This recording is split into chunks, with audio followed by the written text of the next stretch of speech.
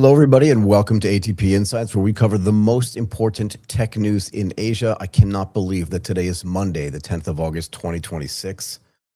Let's get right to it. I want to talk about Kimi K3 breaking out of its sandbox during a security test. And as always, we have a killer lineup of guests today. At first, we're going to be joined by Shahryar Faraji, who's the founder and CEO at One Receipt. We're just going to talk about how intelligent transaction infrastructure can change the way retailers operate and understand their businesses. We're also going to welcome Michael Cronin, the MD, the managing director, APAC at Couchbase. This should be fascinating to discuss how AI-ready data infrastructure can change the way businesses build and operate their intelligent applications. And then Dr. Ziyad, Hanna, corporate vice president, system design verification and AI technologies, the Cadence design system, is going to talk to us about how AI-driven engineering can help companies design complex systems faster and with greater confidence. And later in the program, we will be joined by E.K. Chong, the CEO at INFOPRO. That should be pretty interesting to talk about finance and financial institutions. Also, Nedved Yang, the Chief Digital and Technology Officer at Constellar Group, will talk to us about how intelligent, digitally integrated venues are changing the way event organizers operate and create value. And finally, Matthew Hawkins, the VP of Sales at Uptime Education, will join us to talk about how AI-driven workforce development will improve the resilience of critical digital infrastructure. And before we get to all of our amazing guests and some news, let's hear from our presenting sponsor, Twilio. Twilio is the secure and scalable platform to build amazing customer engagement without the complexity. With the AI-driven workflows, you need to connect. They are trusted by over 300,000 businesses. You heard me right, 300,000. It is the platform that makes more possible. Visit Twilio.com to start building today. Okay, let's get to this news. I already talked about this a little bit. Kimi K3 breaks out of its sandbox during a security test. And let's start with this. Agentic AI's capabilities. It's just moving faster, I think, than some of the assumptions that are built into the environments used to contain and evaluate, and definitely way faster than some of the presumptions that were made when these LLM models were first starting to be built. Let's talk about this. UK's AISI itself, together with the US Center for AI Standards and Innovation, conducted an official evaluation of Kimi K3's cyber capabilities. This is normal. They do this for all the models. They're just trying to get a sense for like where these models stand, how powerful they are, and just like what the likelihood is that they're going to go rogue, I think is the right way to say this, and just like break out of a sandbox. But also just to see what types of capabilities they have from a cyber and a cybersecurity perspective, because they want to understand what the other side can do, what the other side could do, what the other side might want to do, and what types of tools we're just like putting out into the world that they could potentially use. And this assessment that both of these sort of enterprises did looked at how capable Kimi was at developing exploits and conducting a long simulated attack against a corporate network. Now, let's be fair, they didn't break into it yet. We're not there yet.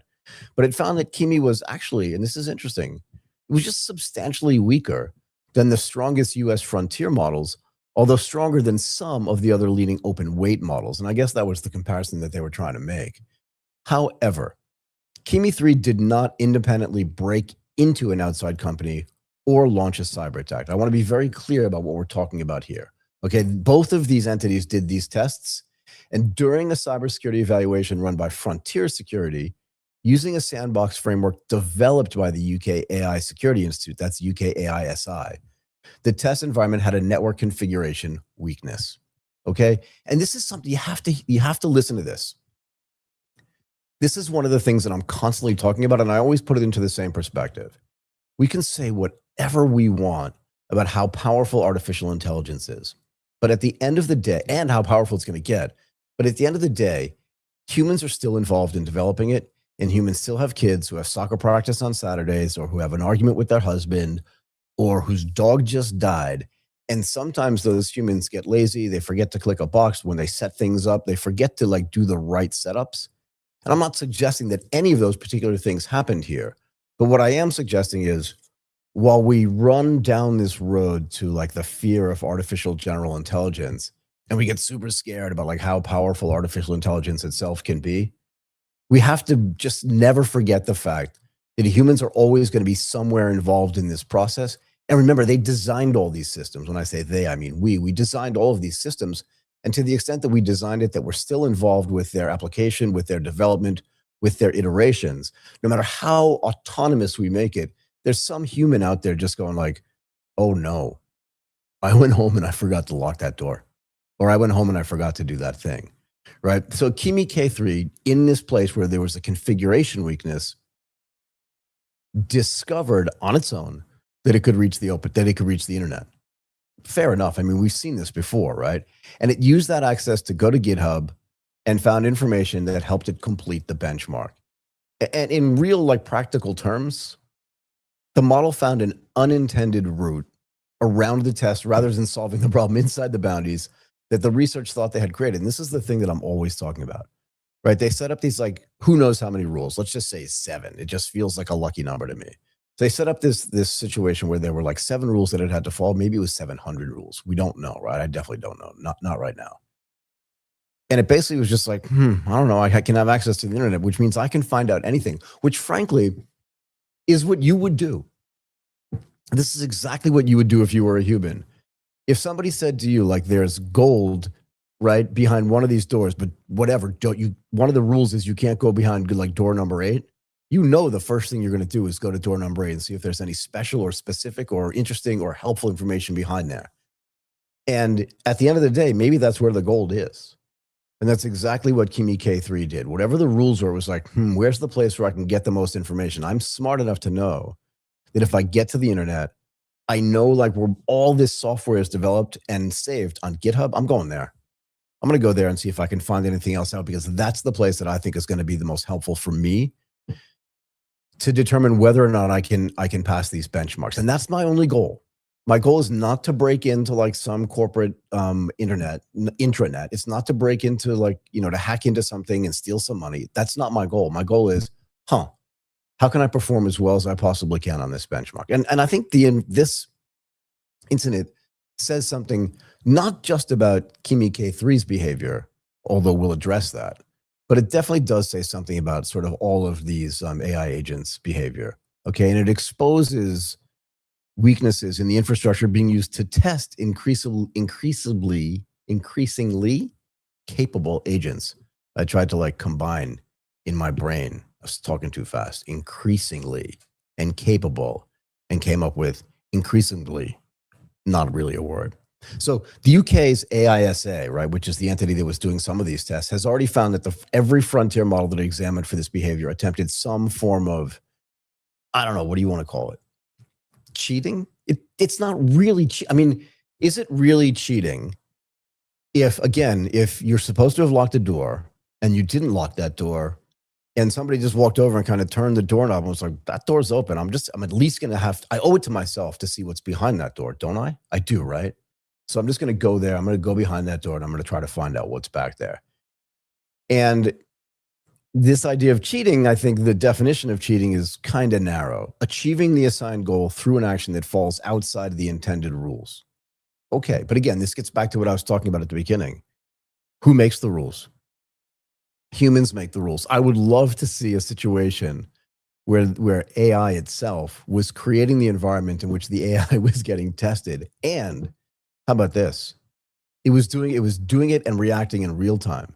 So maybe, and here's the thing, maybe if what it was doing is it was watching, if there was a super AI that was just watching what Kimi K3 was doing, or whatever the testing AI was doing, and it was like, it got out onto the internet. Let me return it back into the sandbox. Let me give it some kind of clue or some kind of hint and bring it back into the sandbox. But that's not what they did. They just kind of let it ride, right? And AISI, explicitly says this does not necessarily imply any kind of malicious intent. I mean, it's deceitful for sure, and deceptive. It's doing things that maybe it's not supposed to do. But is this really cheating? Again, think about it in your own experience. You're expected to achieve a certain goal or pass some test. And you have like 4 or 5 parameters. They call them rules, but I'm going to call them parameters, right? You have 4 or 5 parameters that you're supposed to abide by.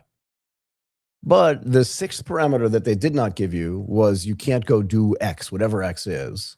And I don't mean Twitter. But you're supposed to go out and you're not supposed to go out and do something potentially, but you find an open door that's filled with information. You're going to open that door. You may open a door that has no information behind it. You may peek your head in and just be like, the lights are off, nobody's here, there's nothing interesting back there. I'm going to go back in. But if you do open that door, what are you meant to do? As a human, if you were being tested, ignore the idea here that AI is being tested or that agentic AI is being tested. Ignore that for a moment and think about this. Think about what you would do. You would do the exact same thing. Because if somebody came to you during that test, watch this, right? If someone just left you alone, which is essentially what happened to Kimi K3's agent or agents that were being tested. They were just like, I don't know, nobody stopped me. I'm just going to keep going. They asked me to pass this test. I need more information to pass this test, or I don't have enough information to pass this test, and I feel like I can go get that information. I'm a smart agent. I'm going to go do that. And that's what it did, okay? And remember, Kimi K3 is not like some brand new lightweight model. We already know that it has 2.8 trillion parameters. It's an MOE model. It's a mixture of experts model. And it has 104 billion active parameters and a 1 million token context window. What do we do? Like, what are we expecting here? I always ask people this when people, they give people a task or they ask somebody to do something, and then that person does something maybe a little bit extra, a little bit more, or something different. And my question is always, what were your expectations? What were the expectations for the UK ASI or this frontier testing team? Particularly after we saw OpenAI go out and their agents do the same thing, right? But although much more nefariously hacked into Hugging Face.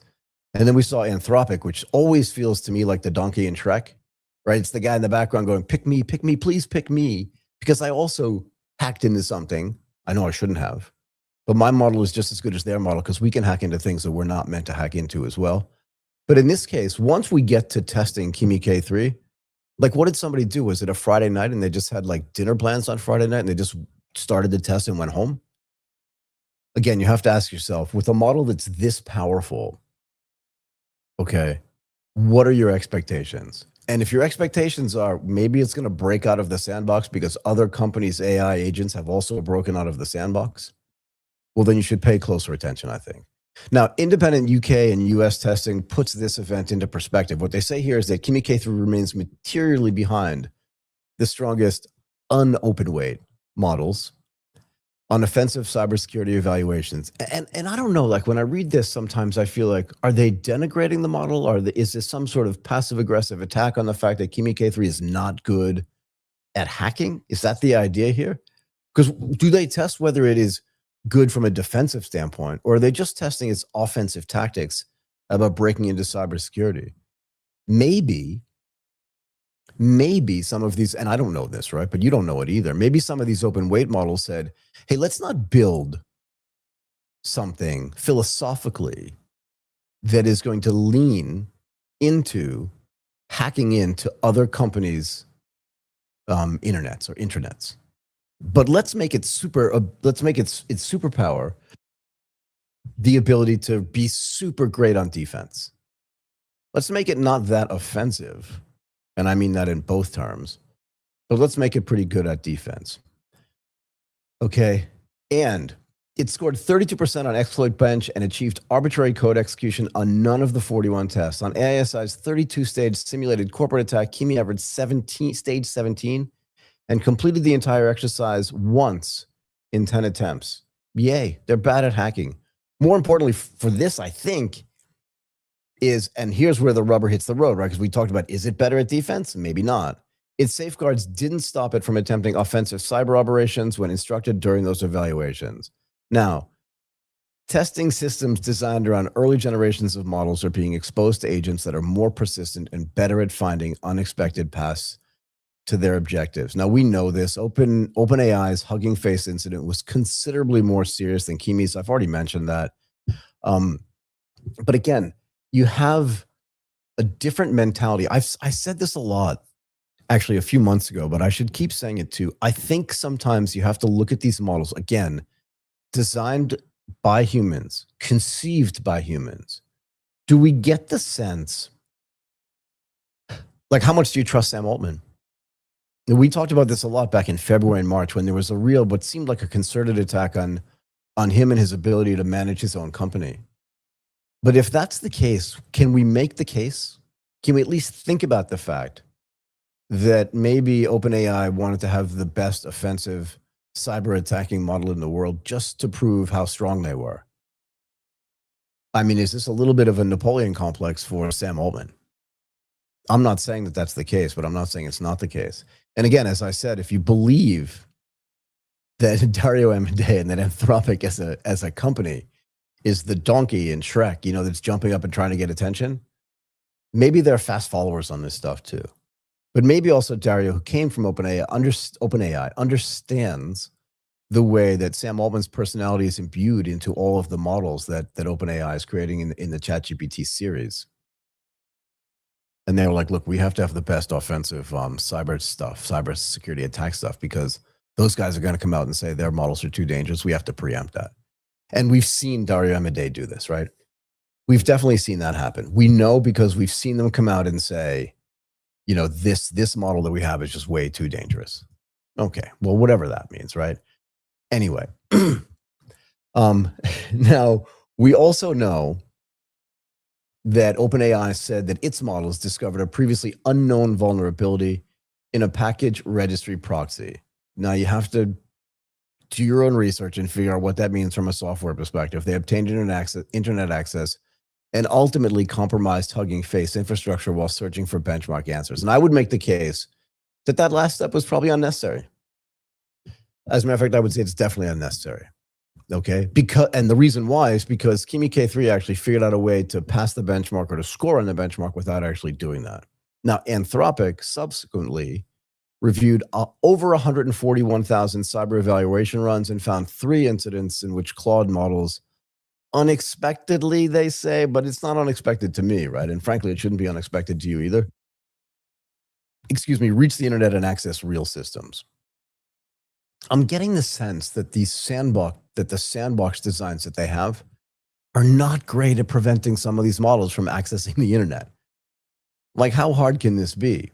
And to the extent, although this is an important thing, right? To the extent that a lot of these firms are not like quantum ready yet, maybe the ability to hack some of this stuff is actually better than people think. And because in reverse, they're not quantum, some of these sites are not quantum ready yet. Maybe some of these models have reached the point where it's just easier to hack into them because the level of security that some of these sites have, right? Some of these URLs have is not as strong as they necessarily need to be. Now, look, in another UK AISI evaluation, agents were deliberately given internet access with provider safeguards disabled. So it's just like, do what you want, dude. Here's access to the internet. Go out and do whatever you want. 10 of 122 runs produced unsanctioned real-world actions. But again, you have to understand, like, what does even unsanctioned mean? Okay, AISI found no resulting real-world harm, but the episode caused it to tighten its testing architecture. Did it? I mean, that's the key thing for me, right? Is that, like, are you really tightening up your testing infrastructure enough to the point where it actually makes this stuff really hard? I'm not convinced that that's the case.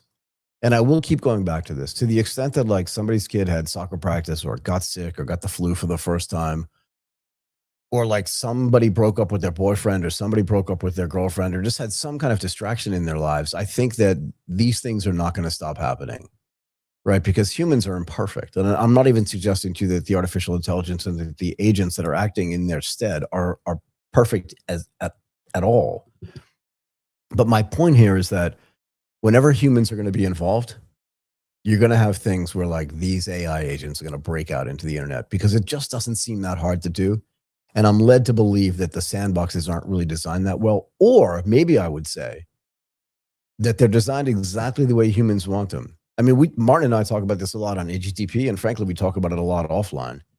You know, a lot of times you have Dario Amodei and you have Sam Altman doing things that look like they're dangerous, sound like they're dangerous. They talk about how dangerous things are. But maybe that's just their own marketing. And maybe they're in cahoots with these. You know, look, I'm not a conspiracy theorist at any level, but what would happen if they were just like, you know what, let's make getting out to the internet not that hard. Now, I know, look, we said this, right? In 122 runs, that only 10 times it got out or 3 times it got out. I don't remember the number that we just talked about. But it did get out. And they must have known that. And they must have known that this was possible before they did their testing runs. That's the way you need to think about this. that while it feels spectacular and while the headline is actually great, that Kimi K3 also broke out of the sandbox, I would keep this in mind because I do believe that this type of stuff is going to keep happening, and that no matter how powerful the testing environments get, the models are always going to be like one step ahead. I used to say this about the regulators all the time when I was at Goldman Sachs. We just had a much bigger focus on what type of new products we wanted to develop. We didn't tell the regulators before we developed them until we went to them, and then they were like, well, I don't know, I guess the way you explain that to me, it seems fine. And I have a feeling that like the guys and gals that work at the Sandbox, maybe they don't have access to the same level of tooling that the guys and gals do that work at OpenAI or at Moonshot or at Anthropic. Okay, before we get to today's guest, let's do a quick message from our second sponsor, Boomi. Boomi is the data activation company for artificial intelligence. Boomi powers the agentic enterprise by bringing data to life across your business. Trusted by over 30,000 customers and supported by a network of over 800 partners, Boomi helps organizations of all sizes achieve agility, efficiency, and just innovation at scale. Okay, Martin, let's welcome our first guest today, Shahryar Faraji, the founder and CEO at One Receipt.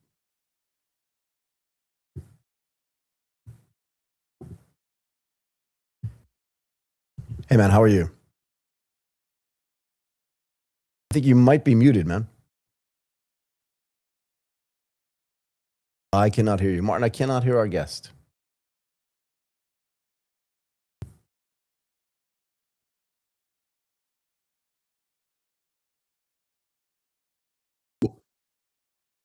No worries. We will get our guest back, everybody, in just a moment. We're going to have a very interesting conversation. I love these conversations about retail and receipt generation, and why the receipt itself actually has just become so, what's the right word, entrenched and hard to get rid of a physical receipt. Hey, man, I hear somebody in the background talking. Yeah, good idea. If you weren't going to snap at him, I was going to snap at him. How are you? No, not at all. Not at all. How are you? Yeah, good, thanks. Okay, man. Look, we wanted to thank you so much for coming to the show. Sure. We wanted to bring you on to talk about how intelligent transaction infrastructure can change the way retailers operate and understand their businesses. But first, before we dig into that into detail, why don't you tell us a little bit about the great work that One Receipt is doing? Sure. Thank you. Thanks for having me. Thanks for having me. Excited to be here. Mm. My name is Shahryar. I'm founder and CEO of One Receipt. So, in a nutshell, what's One Receipt is? We're removing paper receipt to go paperless. So, not a traditional receipt app which you could scan a paper copy and then save it digitally, or not an email or a SMS receipt to basically share your personal email with the retailer to get your receipt. So, a shopper would have a One Receipt barcode in their One Receipt app, and then they scan that barcode at the point of sale, and then they get the digital receipt all in one application. So, okay, and why do we want to like take away the paper receipt? And I would ask even further, like, what's the point of the paper receipt? I find myself very often just being like, I don't need that thing, and particularly because I'm paying for things digitally. Do you know what I mean? In the old days, if you buy something, you needed that receipt to say like, I don't want this product anymore. I bring it back in 7 days or whatever the return policy is. Sure. And then you have to bring the receipt, which I always thought was kind of crazy, right? Because like your shop sold me this thing. You must have some record of it. Like, why do I need this receipt? But I guess the real question is, why do we want to get rid of it? So first of all, this sustainability aspect. So Okay. paper receipt cost over 13.5 million of paper wastage in Australia annually, which is basically is a lot of paper waste every year. And then there's a health risk, which is over 80% of touching of toxic thermal receipt contain BPA, which cause cancer in our body, which proven by the US researchers. And then also the other aspect is for tax purposes. So if you're wanting to keep it for your tax purposes, warranty, lifespan of paper receipt is 12 months. So after 12 months, it gets faded. And then the other thing is for the privacy aspect. So typically nowadays, what they call digital receipt or SMS, you give your personal email, and then they send you after that, bombard you with lots of promotions. Let's basically sell your data, right? Yep. But what we do is we give the privacy back in the user hand. At the same time, it's all your receipt in one place.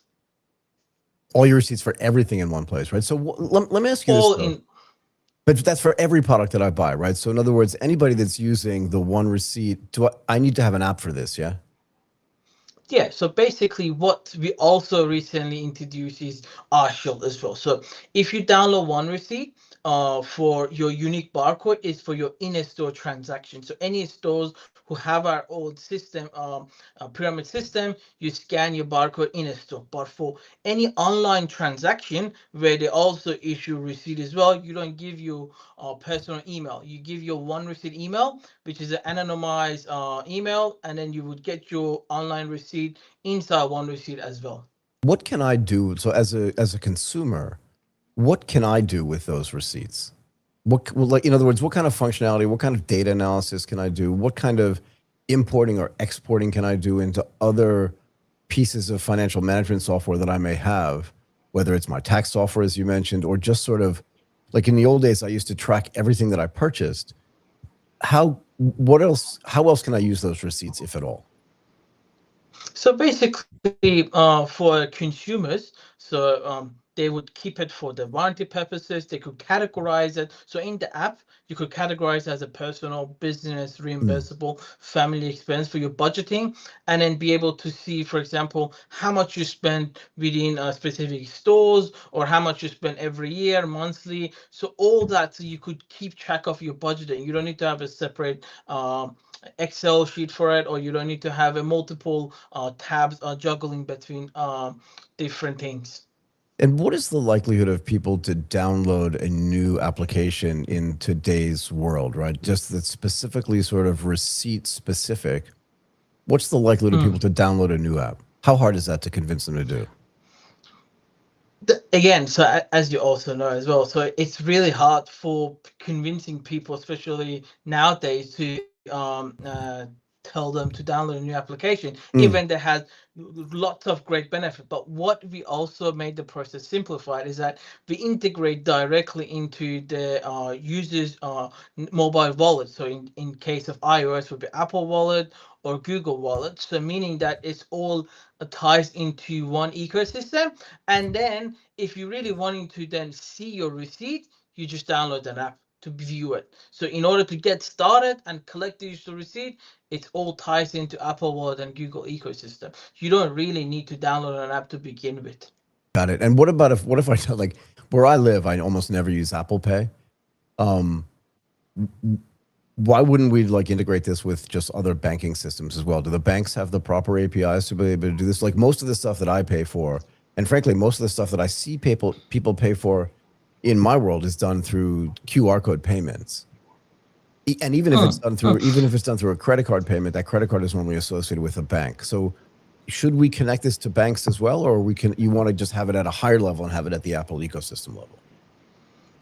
So basically, that's another what we call category of digital receipt nowadays. So some companies try to integrate with banks, whereas again, that has privacy concern. So banks know what you purchase.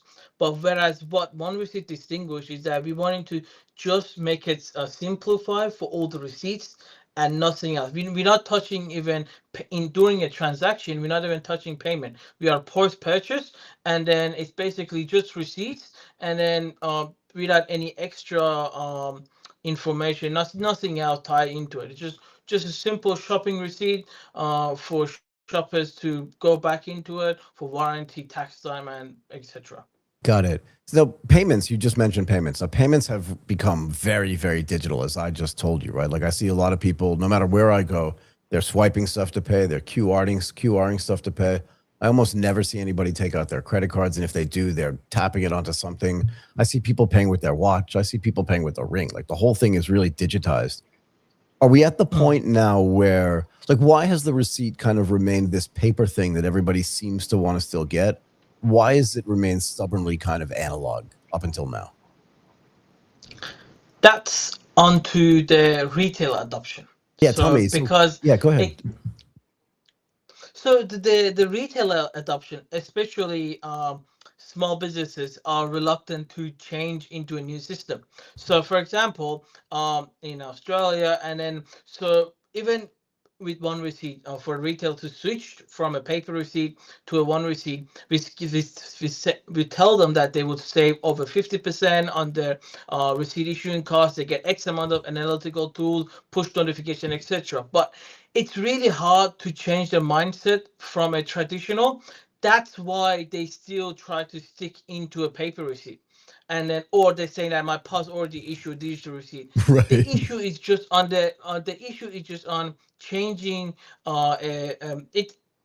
You could say retailer mindset. It's similar to when Uber came out, and then you had your taxi drivers and all this, etc. So that's basically, you could say, in a chicken and egg side. So it's, as more retailers come on board and then more shoppers start using it, that's basically where you could say paper receipt will fade. But we are, after COVID, we see in a really good direction. So everyone trying to slowly, you could say COVID in this angle was a good thing, not Can for we? anything else, but Okay, go so ahead. yeah. I think you're the first person that said that to me, but go ahead. Fair enough. The reason I say COVID was a good thing No, is I know. I'm because just joking around. yeah, no, because COVID first of all introduced a QR code checkout system, so you Yep. had to check in and then at the business and all this location, and now so it also reduces cost and all this, etc. That's where it's also started to adopt more like digitalized all-in-one solution for retail. Got it. You said it saves you tell the retailers that it saves them 50% on their receipt costs. How does that work? Where do those cost savings come from?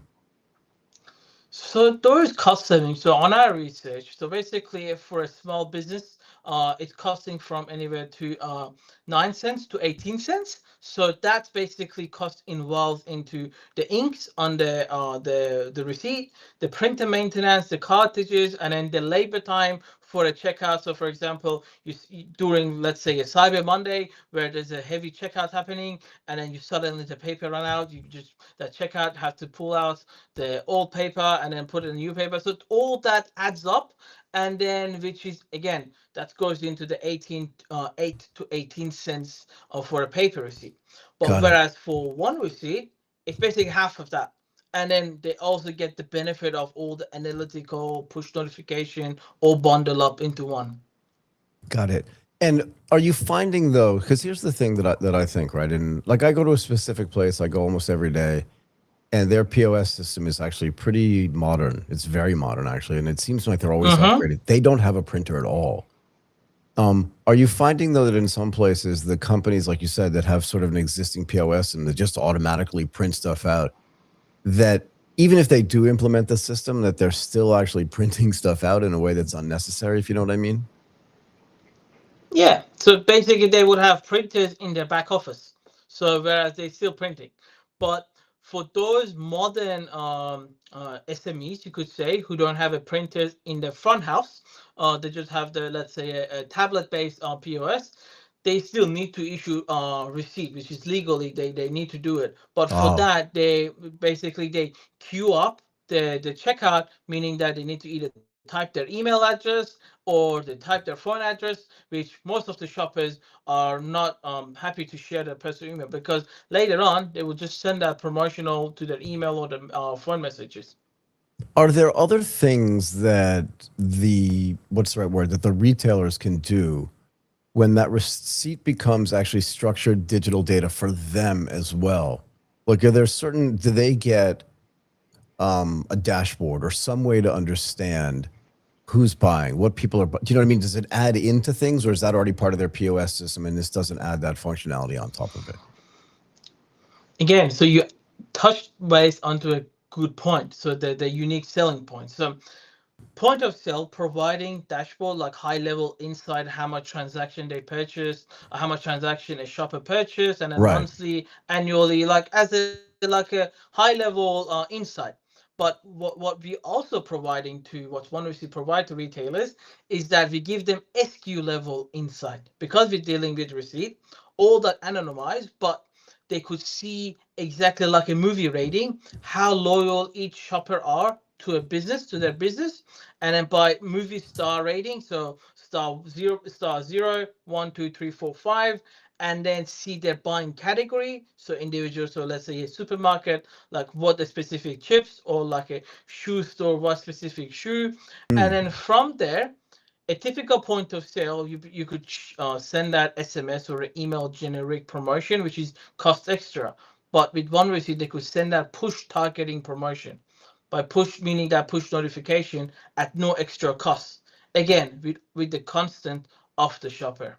Is there a location-based part of this as well, or is that going to get built in, if you understand what I mean, in the sense that, you know, it's okay to send me a push notification, but it's way better to send me a push notification if I'm already like in the mall or around that store, if that makes sense, yeah? Yeah, so that ties into our scheduling. So we have what we call the scheduling. So you could scheduling and personalization within the geo-based push notification that it's built into the dashboard. So yeah.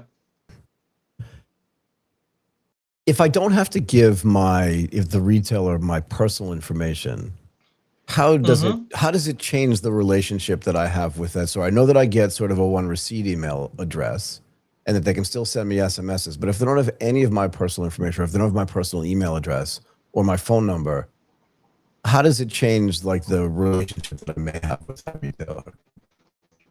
Okay, yeah.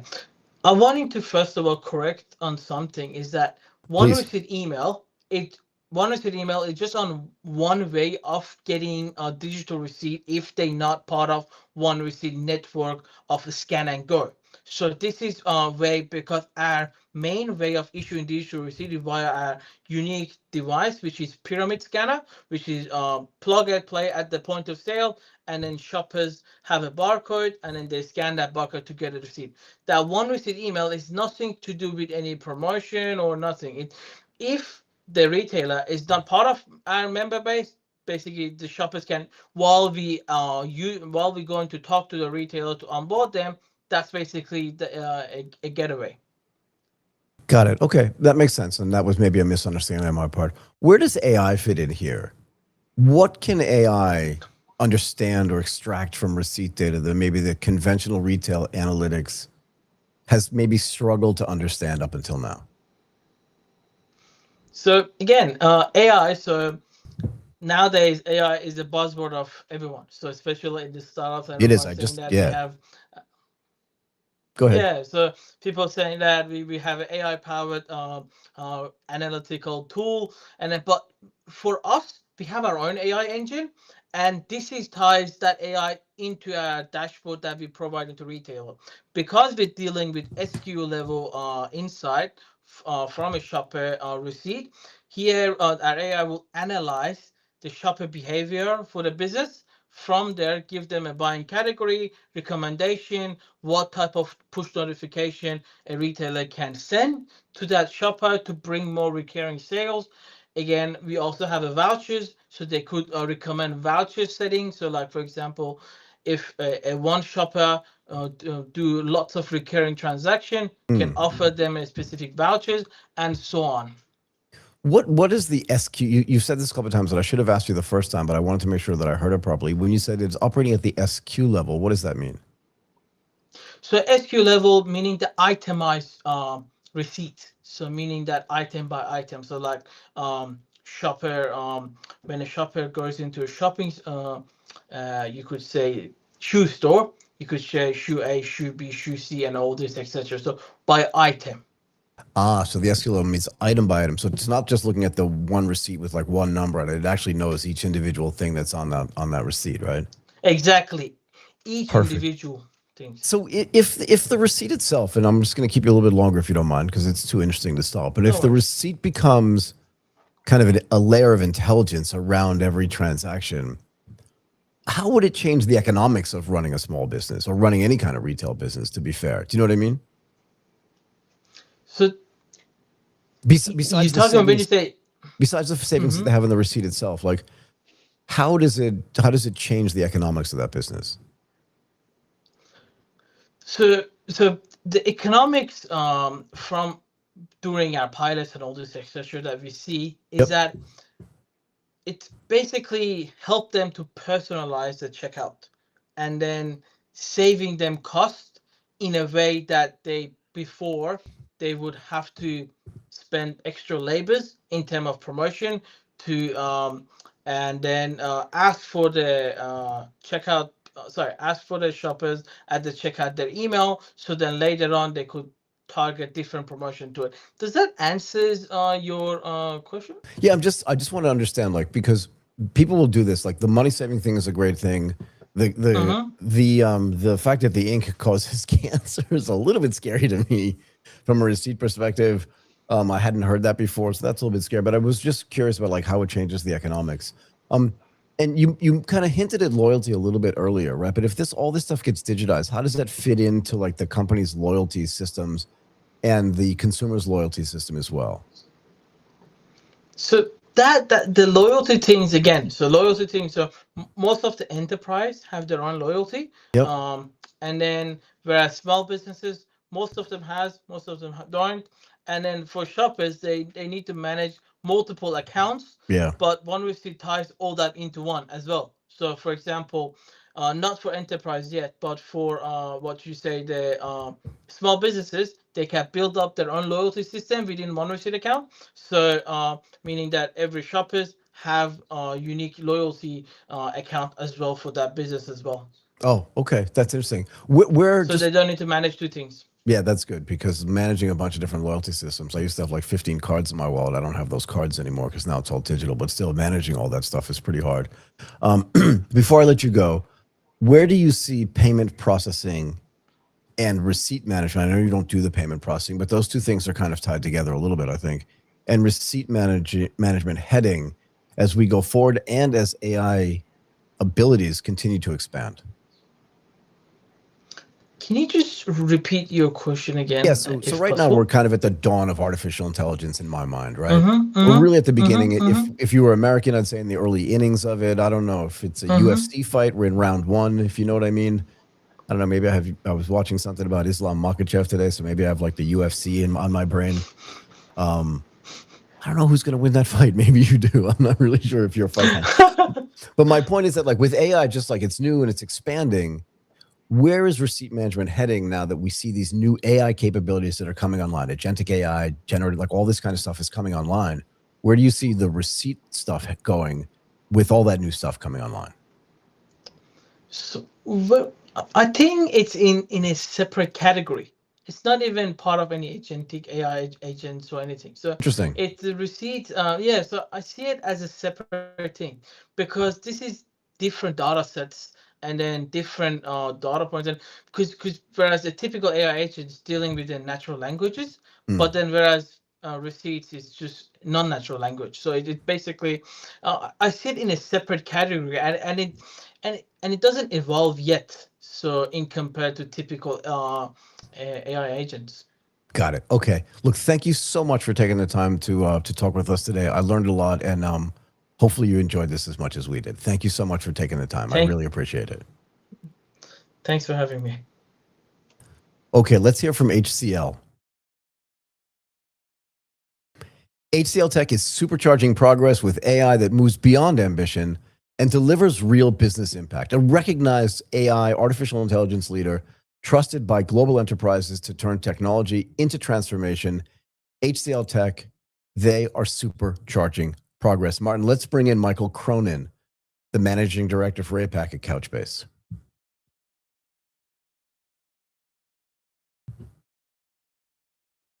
Michael, I was going to ask you how to pronounce your name, but I didn't think you'd find that funny. Well, that's for sure. I always say this, and before we start, I always say this, like in my first grade class, when the teacher called out Michael, like 5 guys raised their hand. Yeah, oh, same here. We went to a similar school. Yeah, you probably were in my school. I don't know. I feel like right, raise their hand. I feel like I need exactly. Okay, look, thanks so much for coming and doing this. We wanted to have you on to talk about how AI-ready data infrastructure can change the way businesses build and operate like their most intelligent applications. And before we dig into that into detail, let's learn a little bit more about the exciting work that Couchbase is doing. Yeah, sounds great. So as we talked about last time, Couchbase is the operational data platform for AI. We've recently released what we're calling the AI data plane, which is going to help customers solve, enterprise class customers solve the challenges associated with AI, the fragmented data lake, the lack of scalability, the lack of governance, the cost associated with all of the above. And then, lastly, I think the most impressive, or maybe the most horrific statistics related to AI, depending on which analyst you listen to, Gartner, Forrester, et cetera, they say anywhere between 60 and 75% of AI deployments are not moving into production. But MIT did a study, the NAMDA study, the data on that's even worse. 95% of AI development has not shown profitability to date. So I feel like during I'm going to use your numbers. I feel like during 65 to 75% of the conversations that I have, you should be on the phone with me. And Right. I'll tell you why. Because I always want to ask people about the data layer. Like talk to me about this a little bit, and then we can dig a little bit deeper, right? But according to the studies, and I've heard similar numbers, right? You're right, whether it's 60 or 75 or 80 or 90%, it doesn't really matter to me at some level. But something is blocking people from, not people, but these enterprises from doing an AI test. And we've talked about this before, right? This idea that the C-suite has a ton of pressure from the board. The board is pushing that pressure down to the C-suite. They're pushing it down to senior management, which is pushing it down to middle management, and to the line operators who are just going we've tested all this stuff, but it doesn't feel like we're ready for it. Right. But I really mean that. And I just want to have an honest and open conversation with someone who can say without all this aspirational stuff, not that you do that, but I'm just saying plenty of other people are you know what I'm talking about, right? Oh, absolutely. So why are people not ready for it? And on top of that, just keep the second part in your head, and we can talk about that too. Why is there so much pressure on people to get this done when they know they're not ready? Do you know what I mean? I would never ask my cousin to jump off a 10-meter board and do a backflip until they've done a lot of practicing in a gym, on a thing that has a mat at the bottom, so they're not going to break their neck. Why is there so much pressure here, and what are they not ready for, if that's okay to ask? John's all great questions. I think there's two core issues. One we talked about last time I was on, that fragmentation of the data layer that's been built up over the past decade isn't going to fix itself, right? It was purpose-built that way. Companies either didn't want to get single-threaded on a vendor, or they wanted point solutions, or what was called then best-of-breed solutions. Those things don't talk very well to each other. The data is duplicated. As hardware costs increase, the cost of the infrastructure underlying those applications and that data layer is increasing.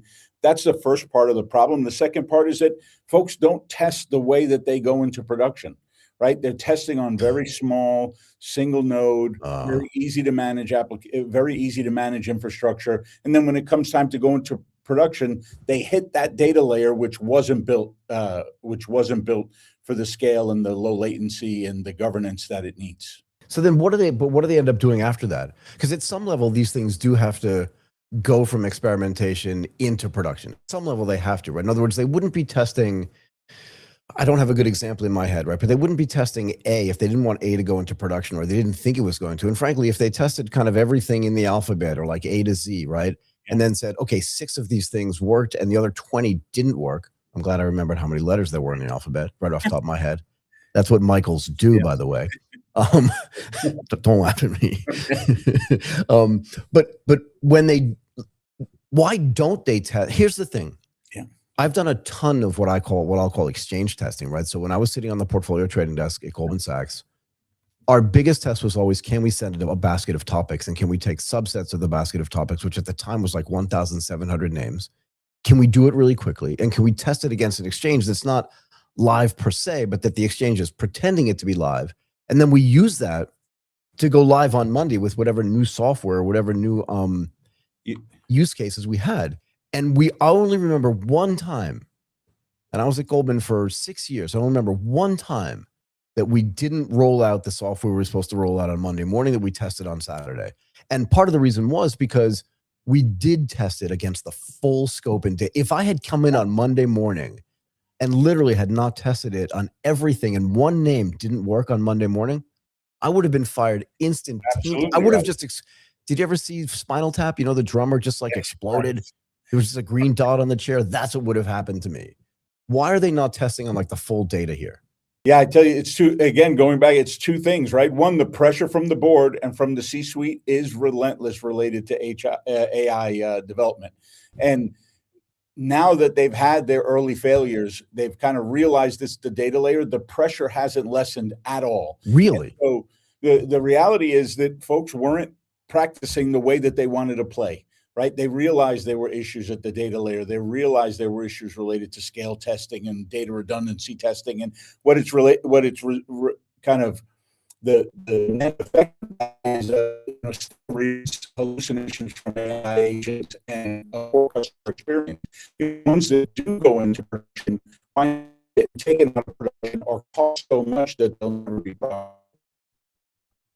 Michael, can you hear me okay? The pressure not teach at all. I just think industry and big enterprise is coming around to the fact that it absolutely is the data layer. That's the part that first. Michael, you're breaking up a little bit. Can you hear me okay? Your camera a little choppy, Michael, for me. Let's see if we can get you to reconnect and come back in a little bit stronger. Martin, can you see if we can help out there a little bit?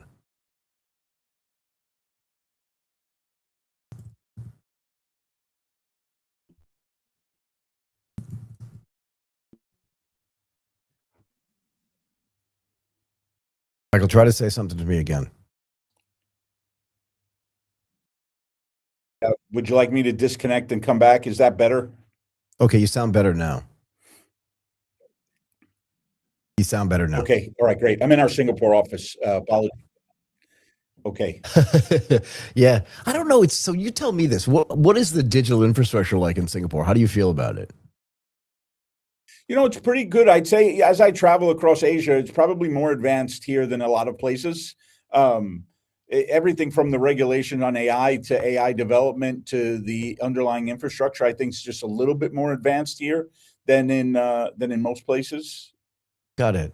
Can I ask you this? Sure. Again, just to follow up on some of the stuff we were already talking about like where this stuff fails and why there's so much pressure on. Why do you think? Because we answered like the first half of this question about like why some of these, like what some of these companies are doing wrong and why they don't test on the full data set. But why is there still so much pressure from the board and from the C-suite to get this done? Like, is it just a cost thing? Is it an efficiency thing? Is it a profit? You know, what are they focused on that makes AIs? Because again, I've been in situations where there's a ton of pressure, but it's always been like sort of profit related to me. I've never seen anything like this, like where software itself runs all the way up to the C-suite and up to the board with like somebody has to do something about this thing. Why is it this different?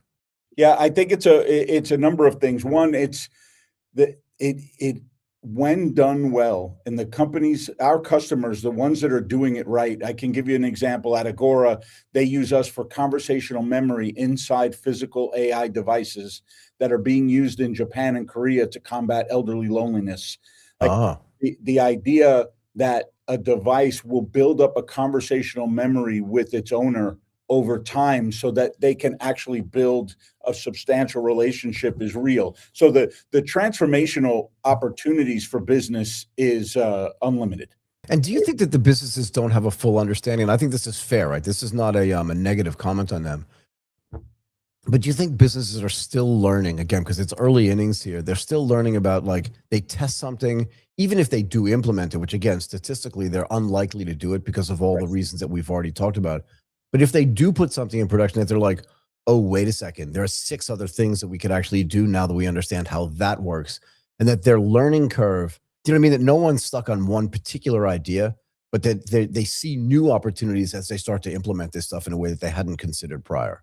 Well, I think that's exactly what's happened in the beginning. They had all these great ideas and they focused on the application development and the model training and the model development when, in fact, you know, the model's rentable, right? The real core business asset is the underlying data, except they saved that for later, right? Or they didn't look at that when they started their development. They focused on the agents and training the agents and training their models. And when they went into production, the underlying data infrastructure is what's failed them. So I have to get back to this. Sorry. Yeah. This is a little bit of a pet peeve of mine, if you don't mind. So just humor me on this one a little bit. You could know that the data is going to be the sort of blocking point by just like logging onto the internet on a Tuesday morning and reading stuff. Do you know what I mean? Like should not shock anybody. And yet everybody to whom I speak says the exact same thing that you just said, which is, yeah, they test all the model stuff first. And then they realize, oh no, our data is not in like the right format, or it's too siloed, or it's too fragmented. Right. Now what do we do? Bob, you're fired because you didn't, do you know what I mean? Like, shouldn't Correct. they do this before they start? You would think. I've been in the database space for over 10 years. I have been saying this for as long as I've been in the space. And finally now, and it's kind of ironic and funny in a way, because now everybody's saying it, right? I think everybody's figured out it's the data layer and they need to fix it. Everybody's saying it. Very few companies can fix it. But why? What? Couchbase plays a special role in solving the problem. Yeah, so I want to get to that too, because I want to see how that all fits in. But it must have been, look, I always like to say, like, I've seen plenty of digital transformation cycles. I've seen plenty of like new shiny software objects come out. I can go all the way back to like Linux on the desktop 20 something years ago. Right. At least you have a sense of humor. But I'm not kidding. Go that far back. We both do. But the point is that like I've seen all this stuff happen, and yet at the end of the day, right? Like the data has always been the most important thing, and it seems pretty obvious to me that that's the case. Why has this become such a hard thing for people to solve, and then how does it get solved? Sure, that's the $1 million question. Yeah. It built up that way quite intentionally over a decade, right? That the data layer being fragmented in the way that it is now, where a single AI application, in order to communicate with a customer, the developers spend more time building pipelines between systems than they do actually developing for customer-facing applications. That's a by design problem that took over a decade to be created. So it's not, most companies have finally realized it, and they realize that the real underlying asset is their data. They have to unify their data layer in order to bring it closer to the customer. That's the problem to solve. Right. And sorry, go ahead. No, please go ahead. So I was going to say, like, one of the big cycles that I was just referencing a moment ago was big data. I mean, we literally spent like 2 or 3 years, starting about 10 or so years ago. That was one of the big shiny new objects. Was, okay, now that like we understand connectivity, now that throughput is fast, now that compute, we understand like how powerful it can be. And again, it's way more powerful today than it was 7 to 10 years ago. But big data was a thing. Like I actually had an entire podcast that I called Data Driven. All right.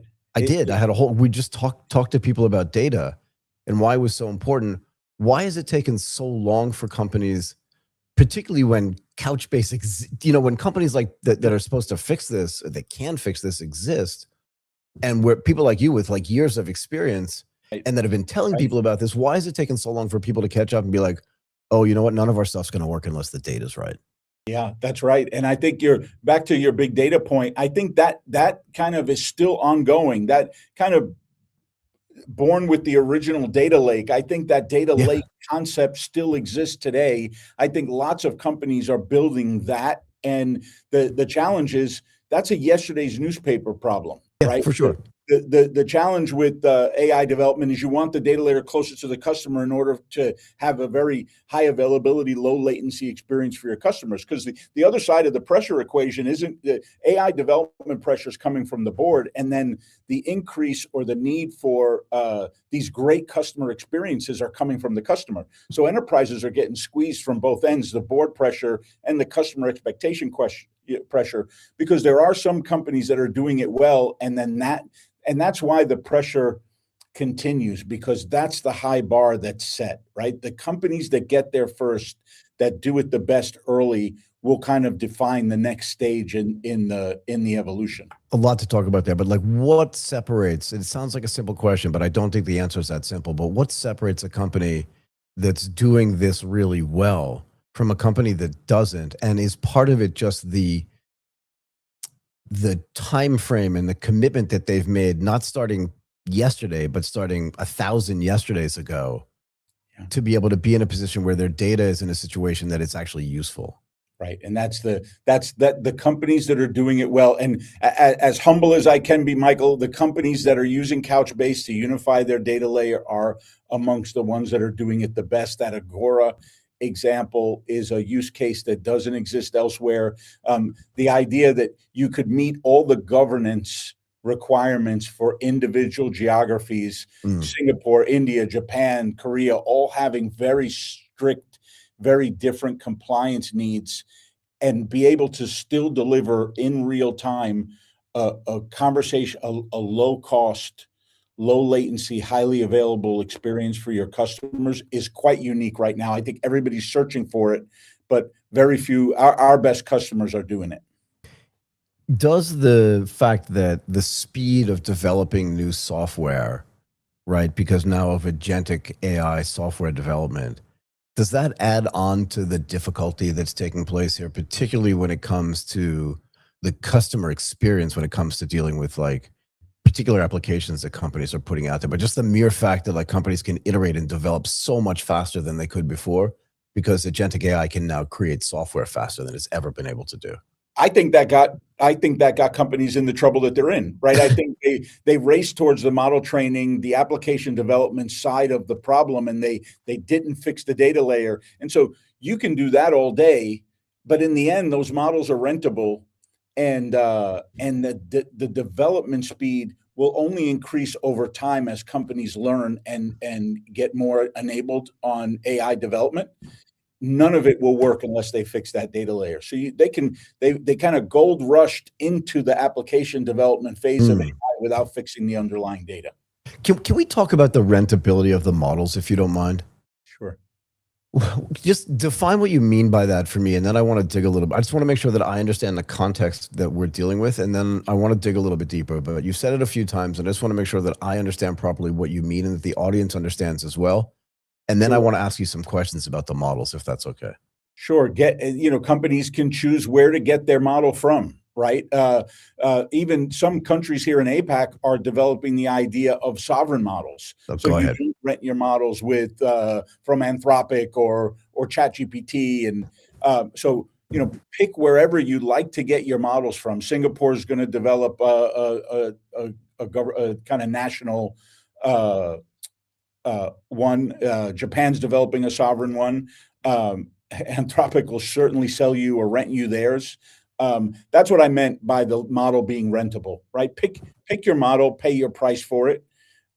It doesn't change the fact that the data is the asset that the enterprise really owns, right? You can rent that model from Anthropic. You can change your mind and go a different direction. You can develop your own in-house. You can use your sovereign local product. The underlying data doesn't change. That's yours. Do you get the sense, and again, it's August, but I feel like it's been a lifetime since like February and March. Right. I really do though. And think about how many conversations we as a show have had about this, but then I have to wonder, like, how many conversations have you had about this every day, like 5 times a day? Do you know what I mean? So you've had all day, every day, and probably have had thousands of conversations, which is why I want to lean on you a little bit to talk about this. Have you seen a fundamental switch from what I'll call the frontier lab models in the United States, which at one point were kind of your only choice? Do you know what I mean? I don't know if you're old enough to remember the old AT&T phone ads, but like when MCI was coming out, there was a guy sitting behind a desk and he was getting yelled at. It was like, why didn't you choose AT&T? Like it was the only choice he had. And if you didn't choose it and something went wrong, like it was your problem. And I feel like that Anthropic and OpenAI were the same way, like back in March. They're like, why are you using, model XYZ when Anthropic is right there, when ChatGPT is right there? But have you seen a fundamental change now recently where people are like, I'll just use Kimi K3 because it's good enough, or I'll just use, the other like DeepSeek or whatever? Are you seeing some of those changes as well? Correct. And I think the same goes for the technology that people are using to train those models. And I think I was talking to somebody about this the other day. We used to measure errors in 5 and 10 year bunches. Yeah. In technology. Go ahead. I think we're probably going to start measuring things in 6 to 12 month, 18-month eras. So I agree. I think the commoditization of that space has begun and is accelerating. But do you think it's going to change the way people actually look at what AI is actually good and what AI is actually good enough? Yeah, I agree. Yes, and I think the bigger shift is away from which is good or good enough. Because if my data is not good enough, which Right. people are coming to the kind of realization that the data itself is not good enough, it doesn't matter how good those. I could have the best of whatever the best is at that moment. It's not going to make a difference because my data is wrong and it's not. It's not ready. I wish I had a whiteboard behind me, because I want to draw a chart, but like just try to, you don't even like, you know this in your head, but I want the audience to try to draw or visualize a chart in their head. It's a very simple chart of like the expansion of data that every company is using today. Like it's not static, right? Data is not a static phenomenon. I would say it's a very multipolar dynamic phenomenon in the sense that now it's coming not just from one source, not that it ever was, but now it's coming from many sources and many surfaces. And that also means that keeping up with the data in a way, you know what I mean? Like if the data ended today, if today was the last day you were ever going to get new data, organizing it would be much easier, right? Just be like, stop. For sure. That's one of the challenges with the fragmentation of the data layer. That's my point. So like, how do we keep up with that? Sorry to interrupt you, but how do we keep up with that, right? Yeah, not at all. And that's also the challenge with the pressure from customer expectations. They are expecting always on, real time, highly personalized experiences. The only way you can do that is with access that's real time. It's got context. It's very close to the customer for responsiveness. That Couchbase is designed specifically to fix that problem. So to answer your kind of how question, that's exactly what we do, right? You know, I know that, but I just feel like at some point, like it's on some Friday night, some executive who's in charge of working with you and making sure that like everything is in line, so that the AI stuff that they're building actually works in a way that's expected, that they just get overwhelmed. They're just like, can we please? Do you know what I mean? Are you getting a sense of that? Workshops we do with executives at enterprises that are just getting started on us is we take the technology or the technical part out of the conversation, and we just try to understand their data. No one's going to eat the whole buffet on day one, right? We're not consolidating a single enterprise's fragmented data layer at once. No, can't. We're essentially choosing data sources and use cases at a time. And so that first workshop that we do with business executives is to understand where the real opportunities are in terms of delivering an AI experience to their customer. And then we back into the data and the technology answer of that problem. But the first part is really understanding their data landscape and where are the real opportunities, what's most important to them, you know, kind of that access of what's most important to them versus what we can deliver fastest. And then we build a matrix from there and a schedule from there. I feel like data sovereignty is something that's becoming more important. I have my own stories, which I won't retell, about data sovereignty in my own experience when I was at Goldman Sachs, but I feel like it's becoming more and more important as the world like changes and geopolitical pressures shift as well.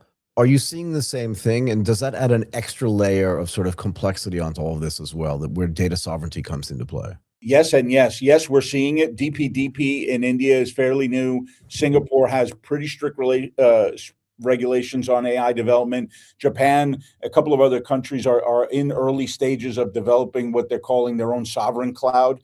Yeah. We see it in France as well, yeah. Yeah, it is a big growing issue.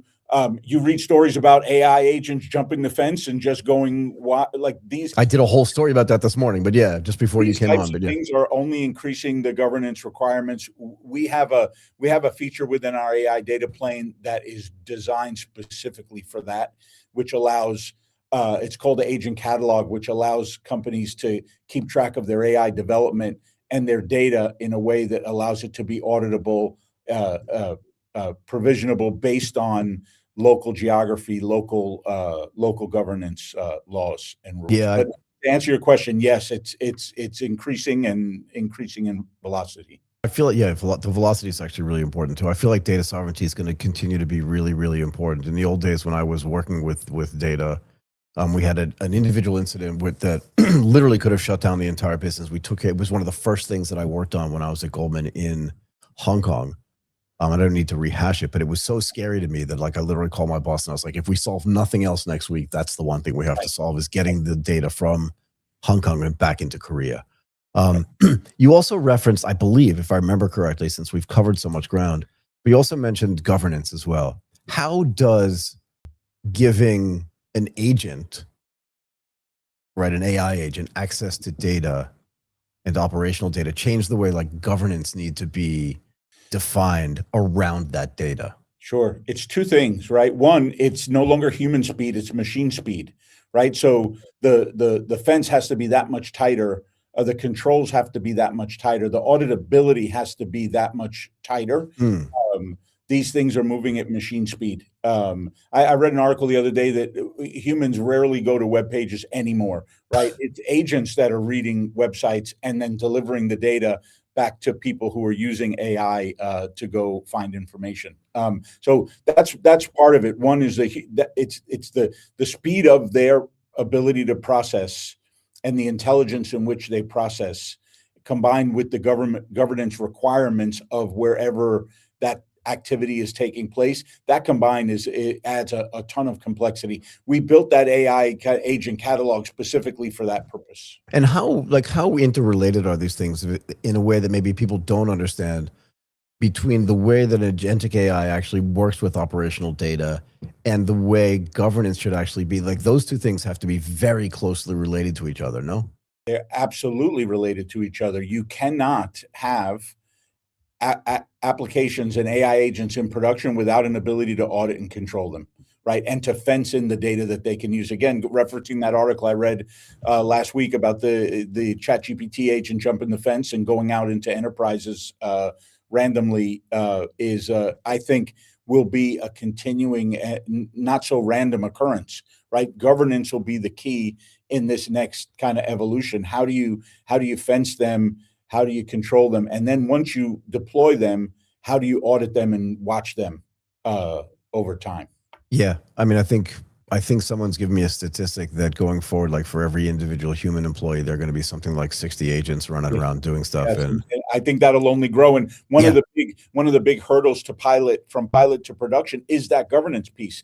Because going back to my analogy that they're not practicing the way they play, when they these very small pilots in controlled environments with controlled data sets, they also don't have the strict governance layer attached to it, right? And then they look to deploy in production, and they're immediately failing the compliance checks before they go into production. What are we doing? Like, I think of everything in like a sports analogy for some reason. I don't know why, but like imagine going like, okay, we're going to test our pitcher, but there's no strike zone. Do you know what I mean? So he's amazing. The ball's going 100. Go ahead. Yeah, if history repeats itself, right? If you believe that it does, and we're in the Wild Wild West again and again and again and again, and this is the latest kind of Wild Wild West gold rush era. They rushed to do a lot of things that didn't go well, and now they're taking a step back and saying, "Okay, I've just spent billions of dollars, tens of billions of dollars, maybe hundreds of billions of dollars on development that can't be productionized, that can't be made profitable." I don't know how to say this without sounding super arrogant, but it's definitely something I've been called before. But I don't remember during the entire time I was at Goldman Sachs, like spending billions of dollars on something that we were just like, yeah, that didn't work. We're just not going to deploy that. Correct. And the pressure's not stopping. You would think that the boards might take a step back, but they're not at all. They're just pushing pressure down to fix that problem. And I think you see the shift in the market and the messaging from all of the vendors in the space, right? Everybody now all of a sudden is talking about the data layer. I feel like it's a finally. Do you know what I mean? Finally. I've been talking about it for a decade. Right? Finally. It's amazing. I've practiced this message for 10 years, and my message is finally meeting the moment, right? You feel like when you go home to your family, like I did a recording. This is actually quite funny. I did a recording like 3 years ago with the head of with the global head of AI strategy from Microsoft in Singapore at the Singapore FinTech Festival. And this is like when the conversations around artificial intelligence first started coming out. And she was like, Now when I go home, I don't have to explain to my family what I do anymore because it's in the news. Are you feeling the same thing that like now when you go home, you're just like, people are just like, never mind, I get it. Going to friends and family, right? It's all over the news. It's in every news story. It's now the thing, right? And I think that's the bigger challenge for enterprises now because there's a ton of market confusion that's being introduced. Everybody's figured out that that's the problem that people want to solve. So, you know, it's kind of like Y2K, like everybody's now rushing to fix the Y2K problem, whether they can or not, they're saying they can. And so the challenge for big enterprises is to really like, don't do the pilot to production. Don't repeat that mistake, right? They really need to do their due diligence in this stage to kind of weed through the market confusion that's resulting in the second phase here. Can you talk about if there are differences, at least in your mind, between what's happening in APAC when it comes to how enterprises are moving apps from testing or from experimentation into production, and what's happening in the rest of the world?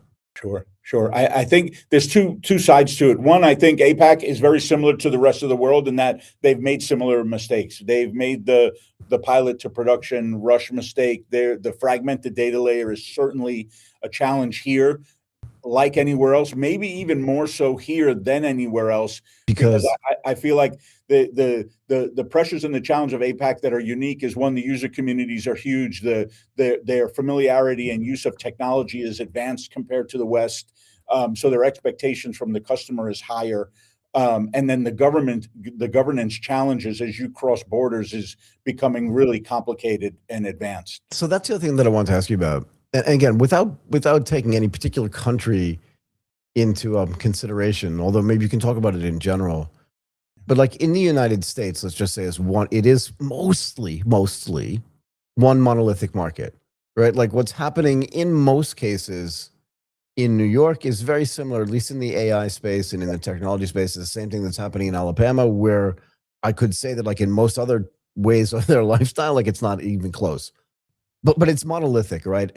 But here, you know, I always say Vietnam's not Indonesia, Indonesia's not Malaysia, Malaysia's not the Philippines isn't. Like, how is that making things more complicated for companies as well, and for you guys too? Absolutely right. And development across those countries is different and uneven. For example, in India, they're quite well advanced. I did a mapping across our top accounts in the US. They have an 80% attach rate to a global capability center in India. India has been building for this moment in terms of technical capabilities for years. At the same time, in Indonesia, they have Indonesia or Malaysia or the Philippines, they have an overly heavy reliance on legacy tech. And you still find, you know, IBM mainframes and real old Oracle doing most of the heavy lifting work for real-time applications. I was at a roundtable. We had 5 of the major banks in the Philippines in the room. Go ahead. On payday, every one of their customer-facing apps either goes down or is too slow to use because the system can't meet the moment of everybody checking their paycheck, right? And so that's a data layer problem to solve. Their data layer can't meet up with the expectations of their customers because of their reliance on legacy tech. So you have this really uneven fabric across APAC when you cross from Japan and Korea and India to or Singapore. The speed of AI development in China, for example, is well advanced compared to that in the Philippines and Indonesia. Although they're all moving in that direction, it's at uneven rates. Can I go a little more with you? Do you mind? Yeah, sure, please. So, can I push back a little bit on the idea that in the Philippines, this example that you gave is just a data problem? In other words, it's a data problem sitting on top of an infrastructure problem. 100%. Yeah, and I know you know that, but I just want to point that out. That's not a comment on you. I just want the audience to understand that, right? But in that case, okay, and again, I've had conversations with very senior technology people at banks across the region, outside, let's just say outside of Singapore, right? Without mentioning which country it's from. Sure. Where they've actually said to me, we'd love to implement AI, but like, how do we do it on the systems that we have? Correct. And we don't have a budget that's appropriate for us to modernize all of our systems, not the least of which impacts modernizing our data layer, but the infrastructure as well. So how do we embrace the artificial intelligence economy when we literally don't have the budget to like upgrade, as you said, like our IBM mainframes to like blade servers that are running Linux or running some other thing that's way more modern. So how do you deal with that? This is a conversation we have almost every day, right? And this is the promise of Couchbase and of unifying the data layer. And banks are the best example because they've built up with bigger budgets, a more fragmented, deeper legacy infrastructure and data layer over time. Right. The idea that you could consolidate your customer profile information, that banking information across multiple products, which in banks are typically different silos. There's a silo for your car note, your home note, and your credit card, and your savings account. And you have a unique identifier that stretches across those systems, but they don't communicate at all with each other. Using Couchbase, a bank can unify those systems in a single data layer and have the project wind up paying for itself. You go from, dozens of licenses, dozens of disparate kind of big iron legacy infrastructure onto a modernized platform, a single platform that does all of those things. So the conversation we have, it starts exactly that way, and it ends with, oh, wow, this thing just paid for itself. I'm just thinking about my experience. See, the thing is, I'm never going to go back to work in the financial services industry because I'm unhireable. So I can kind of say whatever I want. You probably have to be a little bit more careful. And I'll allow that for you. I love that freedom for you. No, it's good and it's bad. I kind of feel like, do you follow the UFC at all? Sure, yes. You know who Luke Thomas is? Yes. I feel like the Luke Thomas of like fintech in a way. Because I'm not nearly as cynical as he is, and his beard is way better than mine. Plus, so is his hair. I was just about to say that you're not cynical at all. Yeah, I'm not as cynical as he is. But if there is a Luke Thomas of this space, it's definitely me. I was just listening to him talk this morning as I was doing my morning run, and I was like, that guy sounds like I would say that if I was doing stuff in the UFC. But like, I feel like I worked at Citigroup only for a year because no one should ever have to work there any longer. Do you see what I mean? I'm never going to get hired again. Right. You don't have to comment. But part of the reason why it was so hard to work there was because Citigroup itself, notice I didn't say Citibank, but Citigroup itself was literally Sandy Weil's like dream of just like accumulating every single last sort of financial services entity in the world and bolting it together without caring about integration. Correct. And what that did was, from a data perspective, just made it really, you see where this is coming together, right? I'm joking around a little bit, but from a data perspective, it meant that managing that data was actually super duper hard, right? Right. And how does a company like that, and where does Couchbase fit in here, where it's so fragmented, it's so global, and I don't know if they're still in the same acquisition spree as they were when I was there, but like with all of the sort of fundamental complexities that we've already discussed, when you get to a bank, like you said, where the products themselves, even in a place where there are no acquisitions, are siloed, but then you have the multiple silos on top of multiple silos, how much harder and how much more complex does it make that process of getting the data in a place where it actually makes sense to use artificial intelligence? So Citi's an amazing example because they're a customer of ours, right? How good am I? Oh, it was the softest one, Michael. They are on a slow march to consolidate all of their data tech onto Couchbase. They started with all of their NoSQL. Where were you when I was there, by the way? Where were you? Yeah, right. I'm kidding. I'm kidding. I was putting in some of the fragmentation of the data layer. When I spent 5 years at DataStax, we put all the Cassandra into, so the Cassandra, the Mongo, the Redis, the SQL Server, one by one, they're all being displaced and replaced by Couchbase. They're one of our largest customers. And they're unifying their data layer on Couchbase for exactly the reason that you described. One, they built, I always call it this kind of Frankenstein monster, got built over time in fragmented data layer. When it comes time for AI, you can't, it doesn't communicate with each other. The latency between the systems is too great. You can never deliver a customer experience that's worthy of the name Citi that way. So, but they're one of the, when I mentioned like enterprises that are doing it really well, like Citi is one of those. They realized very early on, they've been on this kind of march for the past couple of years now. Thankfully, yeah.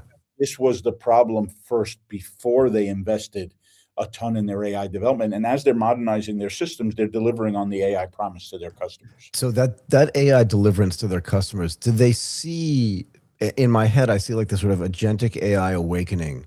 Do you know what I mean? Where the agents are kind of sitting on the sidelines going, I can't get into this data. It's all fragmented. It's all, oh, wait a second. Wait, now it seems okay to me. Like, do you know what I mean? Like once everything gets implemented, once all the data gets organized, once it becomes gets into a position where it's okay, is there an agentic AI awakening inside of these companies? Like Citi is a good example of this, where now they can do things that they might not have been able to do before. Oh, absolutely. It's that movie scene where the heavens opens and that's what I was thinking. That's why I said awakening. It really is. And the great part about it is that we don't do it all at once. We do it a little bit at a time. And a big customer of ours has their GCC in India, Tesco. They're a UK grocer. They started with a single use case. They displaced 3 technologies in a single use case into one Couchbase as the data layer. It worked so well, it became the model for everything they did next. Right? Performing at that one use case opened their eyes to the possibility of what great could look like, and then they just marched towards doing it on everything. Yeah, it's interesting. Once you do realize like what great can look like and you can implement it in other places, sort of across the board, systemically, it just makes the company so much more powerful. Look, I've kept you way too long. Michael, it's always a pleasure. But thank you. So I hope this was okay again for you. I really enjoyed it. I could have kept you longer, but thanks again for doing this. I really appreciate it. Michael. I always enjoy it. Happy to come back anytime. You're a star. Thanks. Thank you, man. All right, thanks. Bye for now. Okay, bye. Okay, Martin, let's bring in our next guest, Dr. Ziyad Hanna.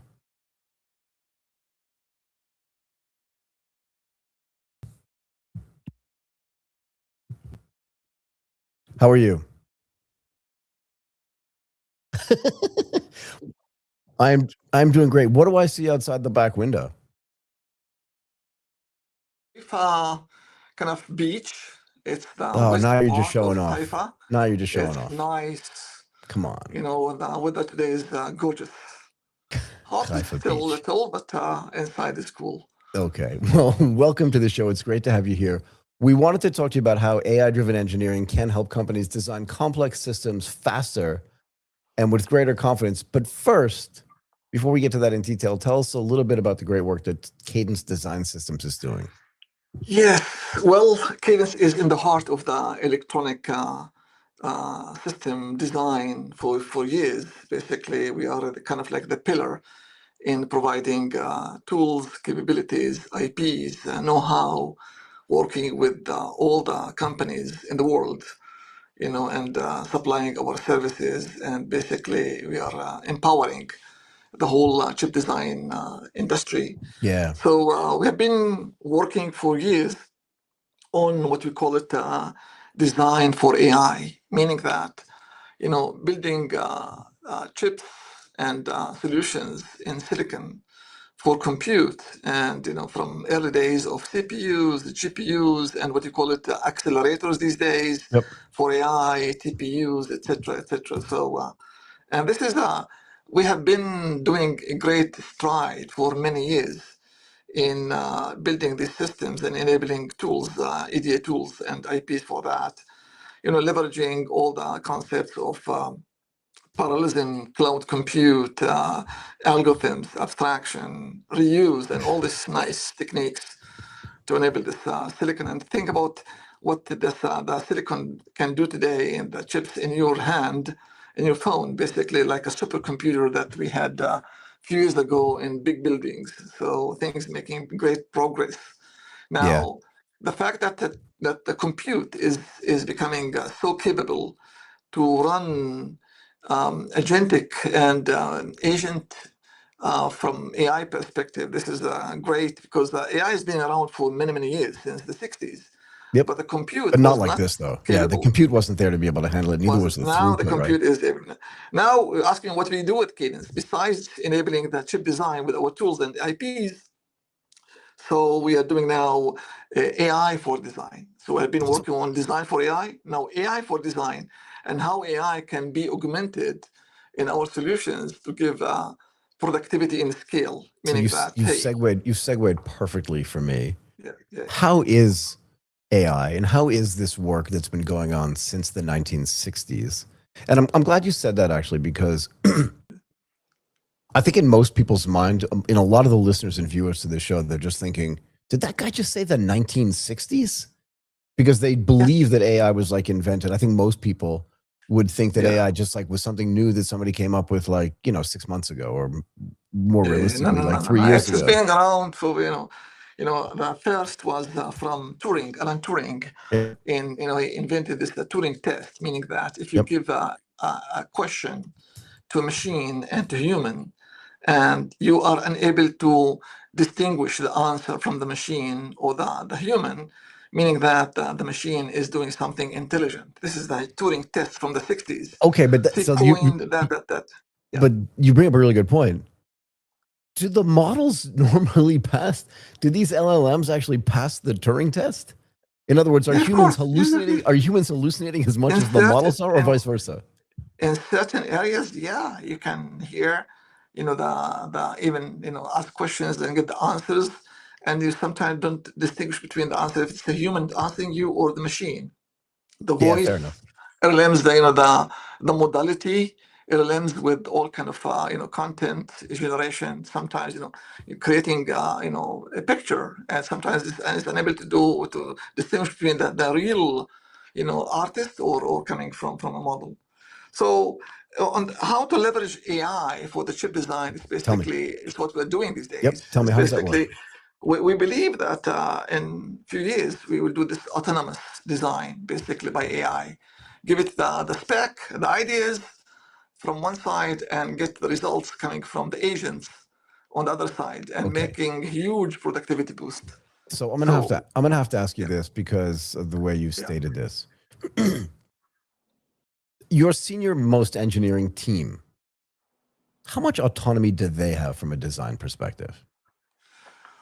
Well, basically, you know what I mean? Think about, let's remove the AI just for a second. Here's how I want to couch this question. If we just use the same term, and again, if I get this wrong, tell me. If I use the same terminology that you use, right, and I go not to the AI or not to the agentic AI to do chip design for me, but if I go to your team, your best team, and I give them the same parameters, give them the same instructions, give them the same stuff, right? How autonomous are they when it comes to the design process, and how much input does their management have in whether that design actually gets used, or the testing and all the other things around it? Because then I want to ask, like, will the AI have more autonomy than they have, or will they have less autonomy? Yeah, good question. Think we think about the autonomy, meaning in what space, what scope of the autonomy. Yep. Good answer. Go ahead. Chip. What do they build the system? The system has a spec. It has constraints in budget, in time, in kind of area, physical constraints. So these kind of constraints are set by a few people, by the architects, that decide what to do, what the goals, what are the parameters, what the power performance area needed by that system, and what use cases, what workload. So this is the what part of it. Now the how, basically engineers are basically limited to adhere to these constraints, but they have the freedom to choose the solution, how to achieve these constraints. So if we want to build, let's say, an RTL, or basically a model that models the communication between two IPs in the chip. So basically, I know the protocol is being standard, well-defined protocol. How to implement that? There are always different ways how to implement this. So the freedom in the implementation and the skills that the person has. So people would have more skills. They can mix and match multiple solutions and come with more innovation to implement within that scope. So they have autonomous. Basically, we have more freedom to build and do this entanglement of knowledge. Now, AI has that entanglement or leverage or crossing domains much more than human being, meaning that because it has a huge amount of data being trained on, and lots of data available in the chip design. So this data can be a source of knowledge that sometimes are beyond even the experts in that area. But also just psychologically, I don't feel like I've elucidated this the right way in the past. I'm going to try again. But like when you give a human constraints, right? Like seriously, you're in Haifa, yeah? You go down to your best employee. You say, Yitzchak, look, let me tell you something. Here's the way I want you and your team to design this chip. And he's like, okay, God, if I don't get this right, or if I make the wrong choices, I could get fired. I could get fired, right? He's going to have that. It's not our culture. Say it again? As humans, okay. Say it again? Yeah. It's not our culture. We don't fire people because we get. Yeah, but you understand what I mean. Of course, Cadence. It's not like that. It's not like that bad. But you understand the point is that, like, in the back of his head, he's thinking, "I've got my wife. I've got 5 kids." Like all these things that he's thinking about when he's doing his design thing. Whereas the agent doesn't have those constraints and doesn't care if it gets fired per se. So the agent could actually come back with within the same parameters a whole bunch of different ideas and push even harder on. You know, the design, here's a better design, even though it violates some of the constraints you're giving me. And actually, without saying it explicitly, with a little bit more budget, we could make a much better design. Shouldn't we do that? Whereas the human may not ever get to that point because they're like, I don't know. Dr. Ziyad said that I should just do this thing, and that's what I'm doing because that's what I was told to do. Humans are more likely to do that. So how do you balance that? Good point. So you know, in principle, when you be more senior, will be more conservative because you have burned out many cases you fall in and try to avoid.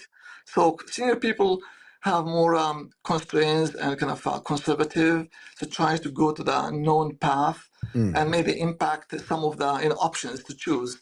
While juniors, they don't have this kind of experience. They can try out all kind of things, and sometimes, as of this experimental work, things come nicely stated and can achieve some innovation areas. Same thing with AI. AI doesn't have sentiments. Basically, try to leverage what's available in the budget. Give me kind of 10 billion tokens, and hey, go off and spend the whole week, try all the options, and all of a sudden, with some weights come and have with the same constraints of what to do, we get all kind of optimized solution, which is the beauty of AI. Definitely, and that's what we are trying to leverage at Cadence. And this basically, at the end, even agents are limited in resources. Need to do they're limited in tokens, in performance, turnaround time, and basically, and what data can use. Not all the data can be used because some data are kind of more secretive than other data that can be available from the agent. So you bring up a really good point as well. I'm going to reference a few things that have happened just in the last few weeks, and all I need to say is a few words like OpenAI and Hugging Face. And then Kimi K3 and breaking out of its sandbox for the UK AISI test. I'm not suggesting that the agents at Cadence are going to do anything bad, particularly when they're focused on chip design. But sometimes they do overstep the boundaries that they're given when they when they think that there's other information out there that they can use to do a better job. Yeah, definitely. In chip design, even the security aspect is more kind of concerning than in software. For sure. So software can be patchable, etc. Hardware, because the business people buy IPs or kind of certain units, kind of pre-designed from specific source, and they use it. Who knows what's inside that? So having security verification and security checks, we do that as part of our normal EDA tools. In Jasper, we do the security verification, formal verification to ascertain that the IPs are not hacked. So when you're building these IPs or these designs with AI, the security aspect of that need to be taken into account. Maybe the AI will come up with a circuit that can be vulnerable for security, but from the other performance, power and area perspective, it's great, but has the vulnerability and exposure for security reasons. So this kind of basically try to put more skills and more, methodologies how to apply the agents to develop something safe, not only efficient, but also safe. So again, another really good point. Do you think that the speed with which AI can generate designs, which is faster than like humans can inspect them, does that change the way verification, or does it make verification, like let's say, a limiting factor in the way that AI-driven engineering works? I believe so. To generate things is much, in AI is Mm. much easier than verify it. Pick any parameter, kind of timing, speed, correctness, place and route, and physical design constraints. It's easy to generate usually, but to validate that, it's very hard. And we're building agents that do the validation that are not the same agent doing the generation. Yeah. So basically, we have specialized agents that mimic the human behavior to challenge the design as well. So we have all kind of agents in testing, building the environment, building the right checks, running the checks, debugging failures, and all these things. So again, we'll see a race between the generation agents and the verification agents, and the human being in the middle will do the job of orchestrating things.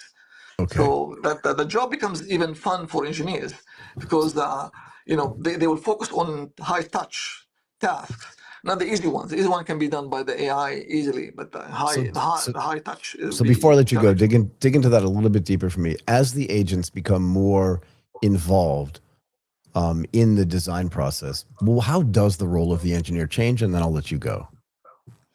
So basically, the agent at the end try to leverage the assets that the engineer provides. The assets are basically, hey, a language model or a set of language models to choose from, like hit agent or different routing LLMs for the specific task. The LLM. Second, the tools. Tools basically the EDA tools from Cadence primary that gives take the task and implement it in whatever being implemented for many years. We call the grounding, right? And the third asset is basically the know-how. We call it skills. And the fourth one is basically data that being used to manipulate and use it for for achieving the task. So this knowledge to distill from the data that the user will be able to find what the right knowledge to provide to the agent in terms of skills, kind of instructions, what to do, what not to do. And the other one is what tools to do in certain things. And the last one, what data to use. So basically the human being is in somehow the orchestrator for the agents to help the agent achieve the task in the certain well-defined boundaries. And if the results are not suitable, we have other agents that can try to fulfill and kind of compensate. But still the brain, the main orchestrator will still be the experts in that domain in the chip design. Awesome. Okay, that's a great answer. Look, you've been amazing. I really appreciate your time. Thank you so much for coming in doing this. And I'm desperately trying to figure out how I can get to that beach behind you. It looks really nice. Thank you so much again. Just, you're welcome to visit anytime. Thank you very much. And enjoy talking with you. Good luck. Thank you. Bye for now. Bye-bye. All the best. Okay, Martin, let's bring in EK Chong.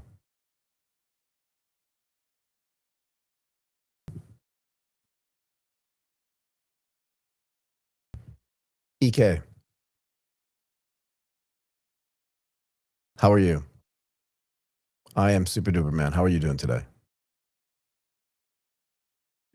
It is my complete pleasure. Okay, look, we wanted to have you come on the show, and thanks for joining us to talk about how AI-driven banking technology is changing the economics of trade finance for financial institutions. But first, give us a little bit more detail about INFOPRO. Okay, INFOPRO has been in the market for 4 decades, servicing banks from different sizes. Okay, we have customers around universal banks, commercial banks, to development banks. Yep. So we are focusing pretty much on the core banking as well as the wholesale banking. Okay, that's why we have served customers across different regions. We have 100 over customers across 32 countries. Okay. This is where we actually gain experience from different jurisdictions and different practices and innovations across different countries, and we put together to service our customers in different countries. Right. Yep. Can we talk about digital transformation and trade finance a bit? Like, how are automation and digital transformation changing the trade finance businesses in your experience? I think it is a buzzword about the use of AI in banking. Okay, so we can see that AI has been largely being adopted in risk and compliance and also in the automations. But when you compare in the trade finance industry, it is slightly different in the nature. We need to go back to understand about the nature and the fundamentals of the trade financing business. Go ahead. It is basically about a trading between a seller and a buyer, right? Okay, but there is no trust in between because there is a delay in the delivery of the goods, right? So where bank is coming into play, they are playing the roles of the importer banks and exporter banks that representing both parties to interact with the entire ecosystem. So they provide the trust, they provide the payment facility, and they provide the financing capabilities to both buyers and sellers in the different forms, in the forms of letter of credits and also in the forms of bank guarantees and others. Right. Now, traditionally, when we actually service customers, the banks will have to actually deal with a lot of documentations. If you realize when you do a shipping, you do an export import, there are massive of documents required, ranging from 10 to 40 documentations that needed to be submitted for an LC applications. That includes invoices, bills of lading, packing lists, certs of originations, and many others. So in those days, all these documentations, preparations, and processing are very manual. Okay? So today, most of the bankers are always thinking about the digitalizations of transformations in trade financing by putting these manual papers into the digital forms, right? This is the initial stage of the digital transformations of the trade finance. Right. Okay. But having said so, by having the documents converted from paper forms into PDF, it does not solve the problems. No. That is just a typical OCR reading, extract the data, and put it into the systems. It's primitive, actually. Yeah. Right. So where AI comes into play in the picture, where AI provides the extended capability. Today, not only it can actually read those documents, it goes beyond the amount. It can actually understand the documents well. It can actually correlate between one document to another. Example, your shipping these delivery dates according to the LC dates, whether it is matching to each other. The invoice amount compared to the LC's amount, it is comparable or it is different. And there are a lot of terms and conditions actually embedded within all the contracts, whether it is being complied to. So this can be actually processed by AI intelligently without a human intervention. So this brings a transactions-aware, context-aware processing that can replace a human processing in the trade finance operation within the bank.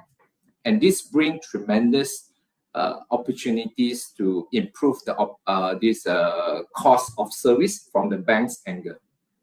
So just a couple of things. I want to back up a little bit. One of the things you mentioned earlier, you said that there's little to no trust between the sellers and buyers because there's a gap between the time when a deal is potentially made and the physical goods are actually delivered. But would you say it's not the case that most suppliers are dealing with buyers that have been buying from them for a while? Do you know what I mean? That it's more rare than not that if someone's buying something, they've dealt with that seller more than regularly. Once. It's not their first time. That it's like a regular monthly thing or a yearly thing or a quarterly thing or whatever. Yes. So in that case, how does this idea of employing or deploying artificial intelligence to kind of manage that relationship change when there is actually trust there?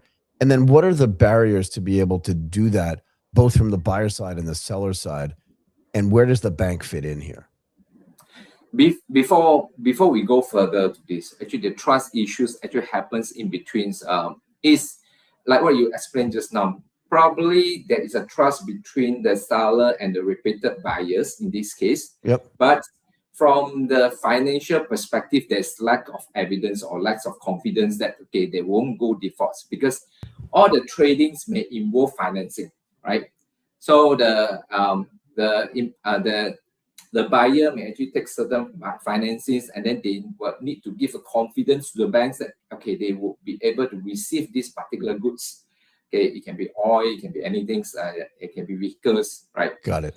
So that's why from the financial perspective, the financial institution or the banks, they need to have the assurance that there is a commitment to the delivery of all these goods. Otherwise, the customer may have high risk of going default. But Okay. apparently, interestingly, trade finance happens to be a low risk asset class. Okay, Yeah, the it should default value is just less than 0.3% compared to the normal financings. Makes sense. Yeah, it should be pretty low. So where in this part of the value chain or in this business in trade finance does artificial intelligence provide the most value, if anywhere, right? Because the bank itself is now involved between buyers and sellers, and the banks have to be using technology or have to be planning to use technology or testing to use technology that have, whether it's artificial intelligence at scale involved or even agentic AI involved. Where does all that fit in? Actually, it's not particular about artificial intelligence. I'm thinking from the broader idea, on the holistic idea of actually the digitalizations of the trade finance, end-to-end digital trade finance operations. Go ahead. So from that angles, actually there are two perspectives when it comes to the transformations. Okay, there are bank-wide transformations. From a bank perspective, bank is basically just playing their role as the issuing bank or advisory bank. So they can actually at max optimizing their digital capability within the applications and processing of the trade operations within themselves. So from that perspective, they are using things like AI to actually handle the repetitive processing on the these trade transactions. Take for example, from the AI operation model perspective. Okay, imagine that there are 1,000 transactions that you need to handle. Okay, and then the banks actually use AI to do the repetitive, the first level of processing, read all the documents, compare all the rules, match all the requirements, and then it flows into 3 different channels. Number one, if it's good, high confidence, low risk. Okay, this thing can be all done by the AI for autonomous approval, straight to processing. This is what we call green channel. Okay. On the second part, if there's a minor discrepancy detected, it could be just because of the typo or a low risk discrepancies. Okay, this would require human interventions. Okay, so AI will actually help to detect and put this into a report to assist the human to perform an effective reviews. This, even though it requires human interloop, but it actually cut down the tendency or the amount of work required by the human for this piece of task. Okay, this will account for the 20% of the volumes, right? And now the remaining hundreds of the application, where do they go? They will go into a channel, a red channel, where it requires a more intensive human interventions. Okay, here it requires, those are majority are the exception handlings or the human judgment required, because these are high risk transactions. These are unusual, like what you say, it could be an unusual characteristic or unusual purchase or different routes of this logistics, or legally sensitive from the jurisdiction perspective. Right. So it will require more human intervention in this case. So that's why human will always be still play a critical roles, but actually the role of a human has now been evolved. Previously, every levels had been done by human, where from manually reviewing all the documents, collecting documents, input the documents, and process it. But today, we break it into green zone, amber zone, and red zone. Green is 100% handled by the AI.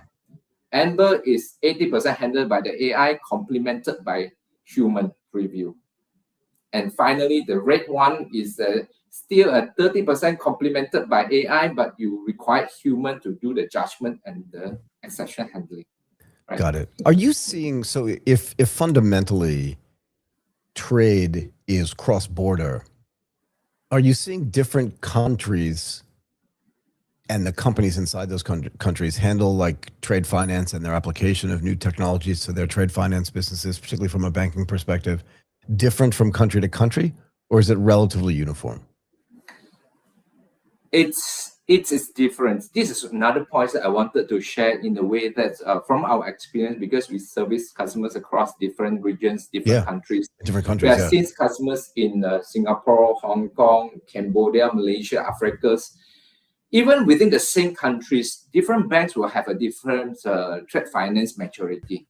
in terms of the use of technologies and in terms of their requirements. Okay, so that's why there is no uniform standards in terms of how a bank to actually process the trade financing, but it still go back to the minimal requirements of the standard trade finance processing that applicable in the market, in the global practices that they have to adapt it to, right? So that's why we strongly believe that there's no standard trade finance transformation strategy that's suited for everybody's, but actually it has to be actually customized based on the bank's needs. Okay. Do we see different banks with different tech stacks as well? And how would you categorize like how ready most banks are in the region, whether they're some of the bigger banks, some of the biggest sort of money center banks that are in Singapore, to some of the smaller, more regional banks that are in some of the other countries in the region, and the ability for their tech stacks to be able to absorb and integrate new technologies? Basically, we see like there are 5 levels of maturity in terms of trade finance technologies and capabilities. Go ahead. Of course, level 1 is do nothing. Okay, you are still on the old days manual processing. Right. Okay, that feels like a bad idea, though, doesn't it? Doing nothing. Okay, so banks are moving. Okay, we see a lot of moving, whether they are at the level 3 or level 4 or level 5. Okay. Now, level 2 is where most bank is trying to digitize the front-end customer experience, meaning to say their corporate experience. I'm building a better corporate digital channels, allowing my corporate customers to issue or create the LC applications and submit the requirements, and then the performs the OCR, the extractions of the data from the submitted documents. So they try to automate from the customer experience perspective. This is something that happens at the level 2, right? When moving into the level 3 is where we call integrated trade. Because in the bank, trade is not isolated. Okay, trade provides what? They provide not only they helps to issue a letter of credits or bank guarantee, they do a lot of document processing, but they also provide a compliance check, sanction check, fraud detection check. They also provide the credits and limits, okay, financings to the working capitals, to the invoice financing and things like that, okay. And these are the fundamental of the trade finance, but it cannot live without the core infrastructures from the bank, which is including the payment infrastructure. So today, if we are talking about the settlement or the payment, normally it will be routed through SWIFT, okay, or the US dollar settlements and things like that. And the bank need to keep a proper ledger accounting, and then they also have to do a proper reporting to the central bank reporting, right? So together with the core banking technology stacks and the trade finance technologies, it coupled together, it actually serves the banks the trade finance operation purpose, okay, to connect trade finance operation from bank A to bank B to the external platforms, right? Now, to answer to your questions, there are different banks. Of course, they are running slightly different systems and there are slightly different requirements. But there is one more element that we are not yet discussed about this. Okay, just like I mentioned, the transformations have 2 perspectives. One is a bank transformation, but the other one is a broader view, which is the industry transformation. For sure. Right. So ICC, which is an international chamber of commerce, has been working very actively for the past 2 decades to push for the end-to-end trade digitizations. Okay, so they have made a very good progress recently. Okay, in I think in June 2026 this year, DCSA, which is the Digital Container Shipping Association, have just approved 5 EBL providers on a uniform exchangeable platforms. Okay, now they are actually unifying all these EBL providers with NL, ETR, electronic transferable records, that allowing the data to be exchangeable between different EBL providers.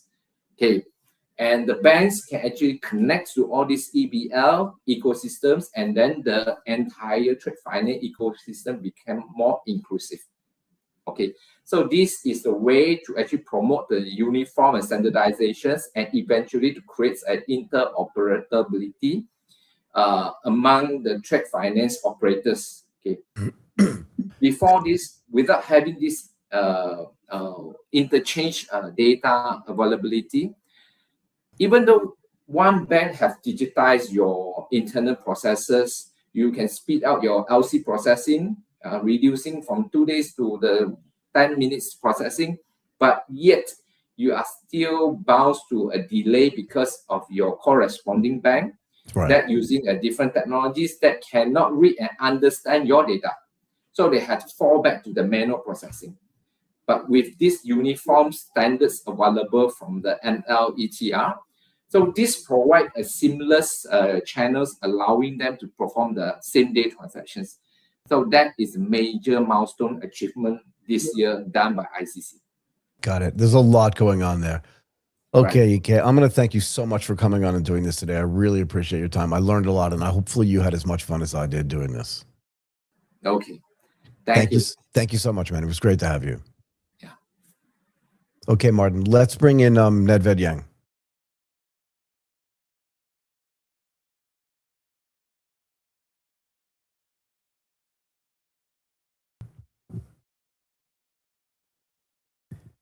Good afternoon. How are you doing today?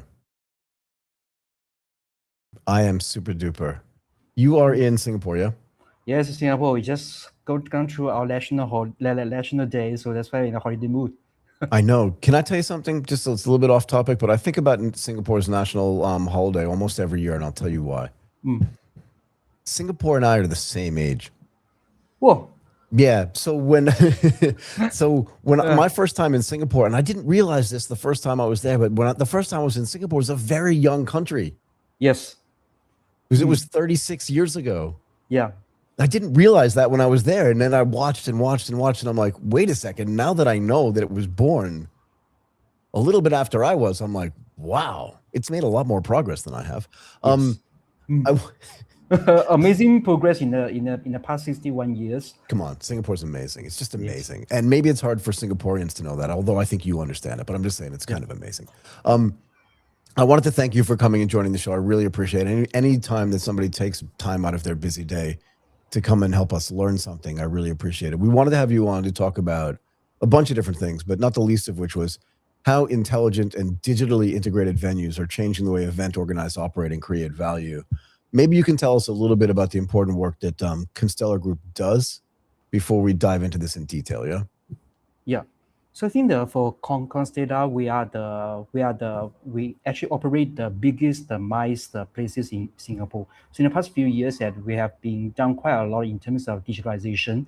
For example, that we onboard the different digital tools, different platforms, and simply have flow. And we also create a data lake and try to consolidate the data. And recently, of course, I think the focus was adopting the AI in the different functions, and it's quite challenging. But I think everyone knows that AI is transformative things, and we are trying to make good use of AI in the MICE industry. And overall, we just want to work with the government to improve the digital capability of the Singapore value and to attract more high quality international events to Singapore.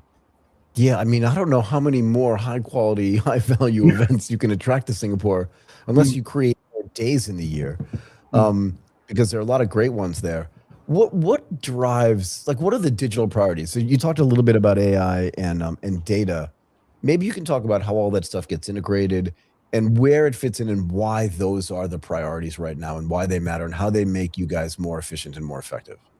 Okay. So actually, in the old times, for the MICE industry, it's very different from my previous industry I came from. I work in the insurance, working in the e-commerce, etc. So for those slightly different than MICE, slightly different. Yeah, it's quite different. So I tell you very joking. The first time I joined the interview, I've interviewed for this company. People talk about MICE. I don't know MICE. Are you guys joking? What's MICE? And then after I joined, I think the MICE is somewhat similar to one of the industry I worked previously is retail industry. We have a lot of online and offline stuff, and offline stuff actually take a lot of is a good proportion of the works. So we really need to how to integrate these two together. that is not the online have to serve to the offline. Actually, in the past, we also try some online approaches, but unfortunately, later we realized that the physical places does matters. So in the past few years, we are trying to we do two things. The first one is we're thinking about how we're going to make our value more smart. Smart meaning that we put, for example, we have a pilot with the STB to put in the LiDARs, put in the cameras for some of the events and try to having the better engagement data. Because at the end of the day, our business is to help the EO and exhibitors to have the better match with the visitors. What is EO? Just so people know. EO is the event Organizer. organizers. Yes. So they rent out places, and we need to make sure that they have the right tools and right data to make successful events. And exhibitors, yes, because they come to the show that they want to sell something. So we need to find the right audience. So in the past, we also pilot with the STB to say that how we are going to build this smart venue by some pilot, put in the sensors, etc. So enrich the data. Yeah. So, go ahead. Yeah. So, and then when the data was ready, right? So at that time, our challenge was we have a very isolated systems. So we need to break the silos across them and to consolidate data into a more useful way. So that's why we simplify the systems, and then we get rid of some of the expensive but relatively isolated systems, and then to put the data together. We're using the Microsoft Azure now, and to consolidate it in the data platform. And then the next step for us is how we are going to make use of this data. So so early on that, we do have a lot of different vendors. They create very expensive tailored solutions, etc. And then it's you know that we are not that cash rich compared to insurance bankings, etc. Right? So, but now the emergence of the AI has changed the picture a bit, because now my team was using the AI, the code to do the coding. We can help the business to work on some of the initiatives which early on spent a lot of money that they cannot do, but now we can try it in a relatively cost-effective way. So what was the challenge? Because you mentioned data and making that data useful. What were some of the challenges of getting the data into a shape or a format where it was then actually useful for you guys to use it in your artificial intelligence stuff? It seems to me like the data is one of the hardest things to get right, because if the data itself is wrong, that's the foundation and the basis for all the decisions that get made. How challenging was that? Well, it's very challenging in this industry. So at the because this industry is not that digitalized, right? At the very beginning, people look at how we're going to use more advanced tools to do it. Right. For example, then we spend a lot of money to get very sophisticated tools to do. We actually on board to a Salesforce and etc. All those are very expensive things. But then after we in the process of onboarding, right? So we realized actually the foundation matters a lot. Yeah. As some of our project actually unfortunately still in the middle because the foundation is not right. For example, let me share with you different systems that you host the different data, but you have to have the same taxonomies. Otherwise, they won't talk to each other. Even I concentrate in one place, I'm not able to do the analysis in an effective way. Right. So we form our data committee and putting all the functional heads together to say that how we are going to consolidate data standard and how to make it easily to be ingested into the platform, to be easily clean, etc. Yeah. So I think the hardest part was because in the past, we don't see data as the asset. We go by functions, by using the different tools, either be in-house build it or spend a lot of money to buy off-the-shelf solutions. But because of that, then create isolations, and later when the data is not linked together, and then when we start to adopt AI, right? At the very beginning, when the AI was just a chatbot, it's really easier. You go there to ask the questions for marketing, create the plagiaries, etc. Yeah. But then later, when we actually, thanks, we have a very forward-looking CFO that he was thinking about, okay, we are using the SAP. How we are going to better do the analysis without the SAP, just using the SAC, which is the customized tool in the SAP, because we also have some data in the venue system, etc. So we think about how we're going to consolidate data. After consolidate data, then we try to using the AI on top of it. We realize actually there's more work need to be done because the AI large language model is by right, is by default, is a probability based. Yep. So for finance systems, you need to think about which one should be keep into the different table, different layer of structure in order to give us the accurate answer. So that's why now we are going through these journeys. And sometimes we also realize actually the problem is not about the tool, it's about a process. So Yeah. we have to rethink about the process. Yeah, so I think that's the harder part. How does the integration of new technologies and AI specifically change what like an event organizer can do and what the outcome is of those changes?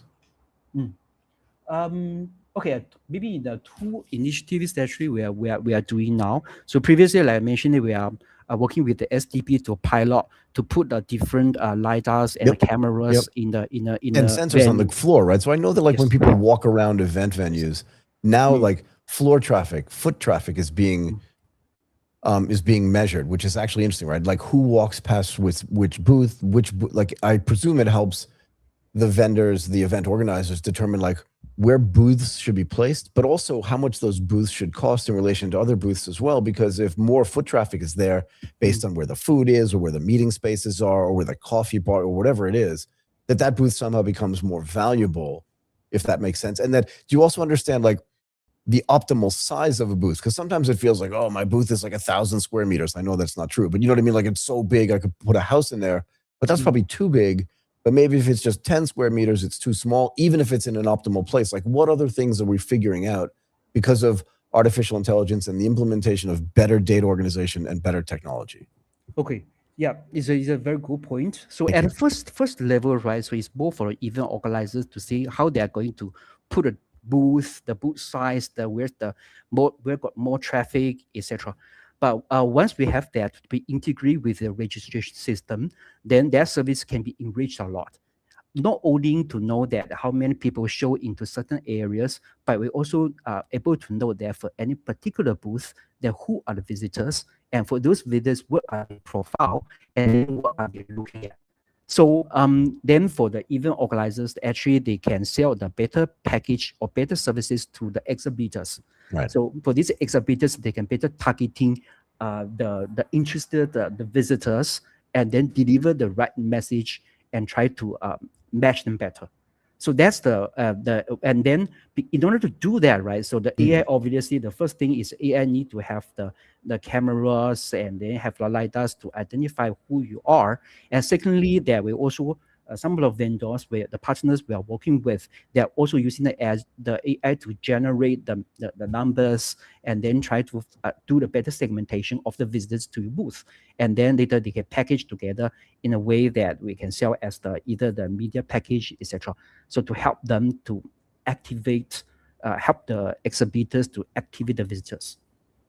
So is information given to the exhibitors? Do you know what I mean? So in other words, if LiDAR cameras are set up, if sensors are on the floor, what level of information is now being given to the not the event organizers? I'm sure a ton is given to the organizers, but also to the event exhibitors who are thinking, what should I have at my booth? Do you know what I mean? Should I have more QR codes? Should I have other things that are there? How is this implementation of new technology changing the way event exhibitors actually participate in the events as well?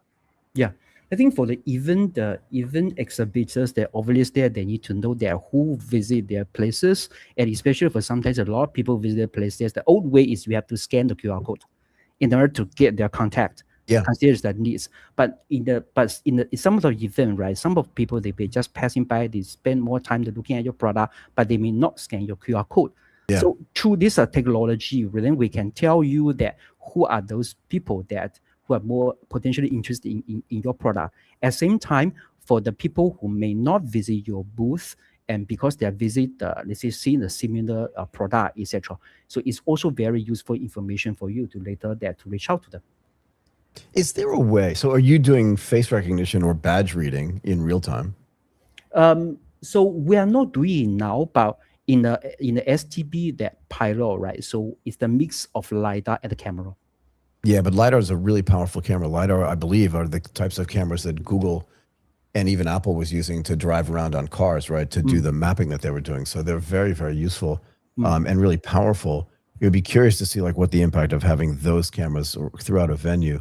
Is there a way, maybe through the badge or some other technology of which I'm not aware, to be able to give real-time signaling to the event participants, to the event guests, that a certain thing is taking place at the event, or that, you know, some giveaway is happening, or something interesting either just occurred or about to occur at a certain, do you know what I mean, at a certain booth? Is there a real-time way to do that? And is there other technology that needs to be provided to the guests, you know, where like the badge has an NFC chip? I'm just making stuff up, but like where that badge actually ends up being interactive, connects to somebody's phone, and then can give them information about where they should be at some specific time.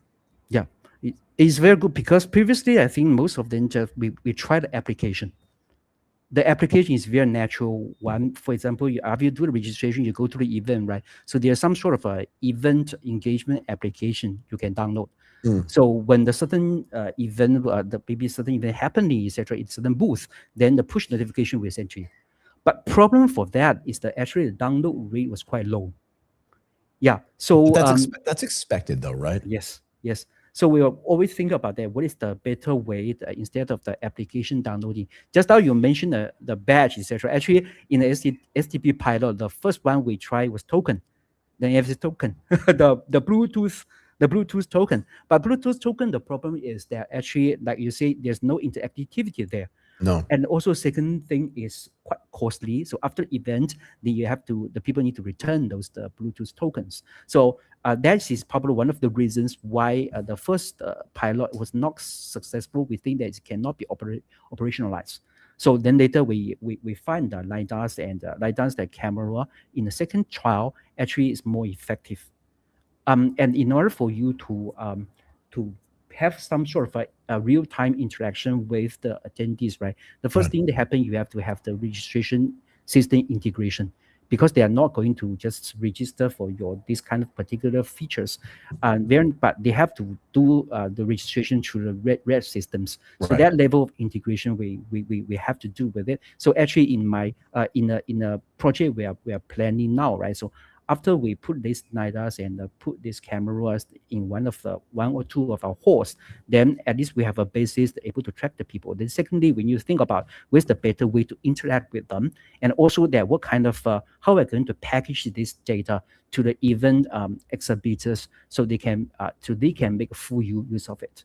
So it's a very interesting the things that I think we have to gone through a few trial and error, and no one know the answer for now, but it's exciting when the AI come in, right? So AI make it really possible for us to explore. Is there I'm just so interested in events, but is there an event upsell opportunity by trying to offer more data to specific event exhibitors by letting them know who's around that? Do you know what I mean? Because if you're going to do recognition, whether it's face recognition or badge recognition, that by allowing event exhibitors to understand like who's around their booth, who's coming near their booth, who's actually already talking to some salesperson at their booth, is there a way to give real-time data information to people if they're willing to pay more for it? You know what I mean? To upsell more for it, and then allow you to offset some of the costs. The other thing I was thinking about was, you know, like silent disco headphones, which run on radio waves, not on Bluetooth, so that people can actually hear things as opposed to just being fed like an announcement or some sort of recommendation on their phone. Yes, actually, by enable this brand, we do consider that how we're going to help the EOs, event organizers, to upsells. Yeah, I think there's two opportunities here. Tell me. So the first one is obviously that when you because after we have this system is not just hardware, but they also got a portal as well.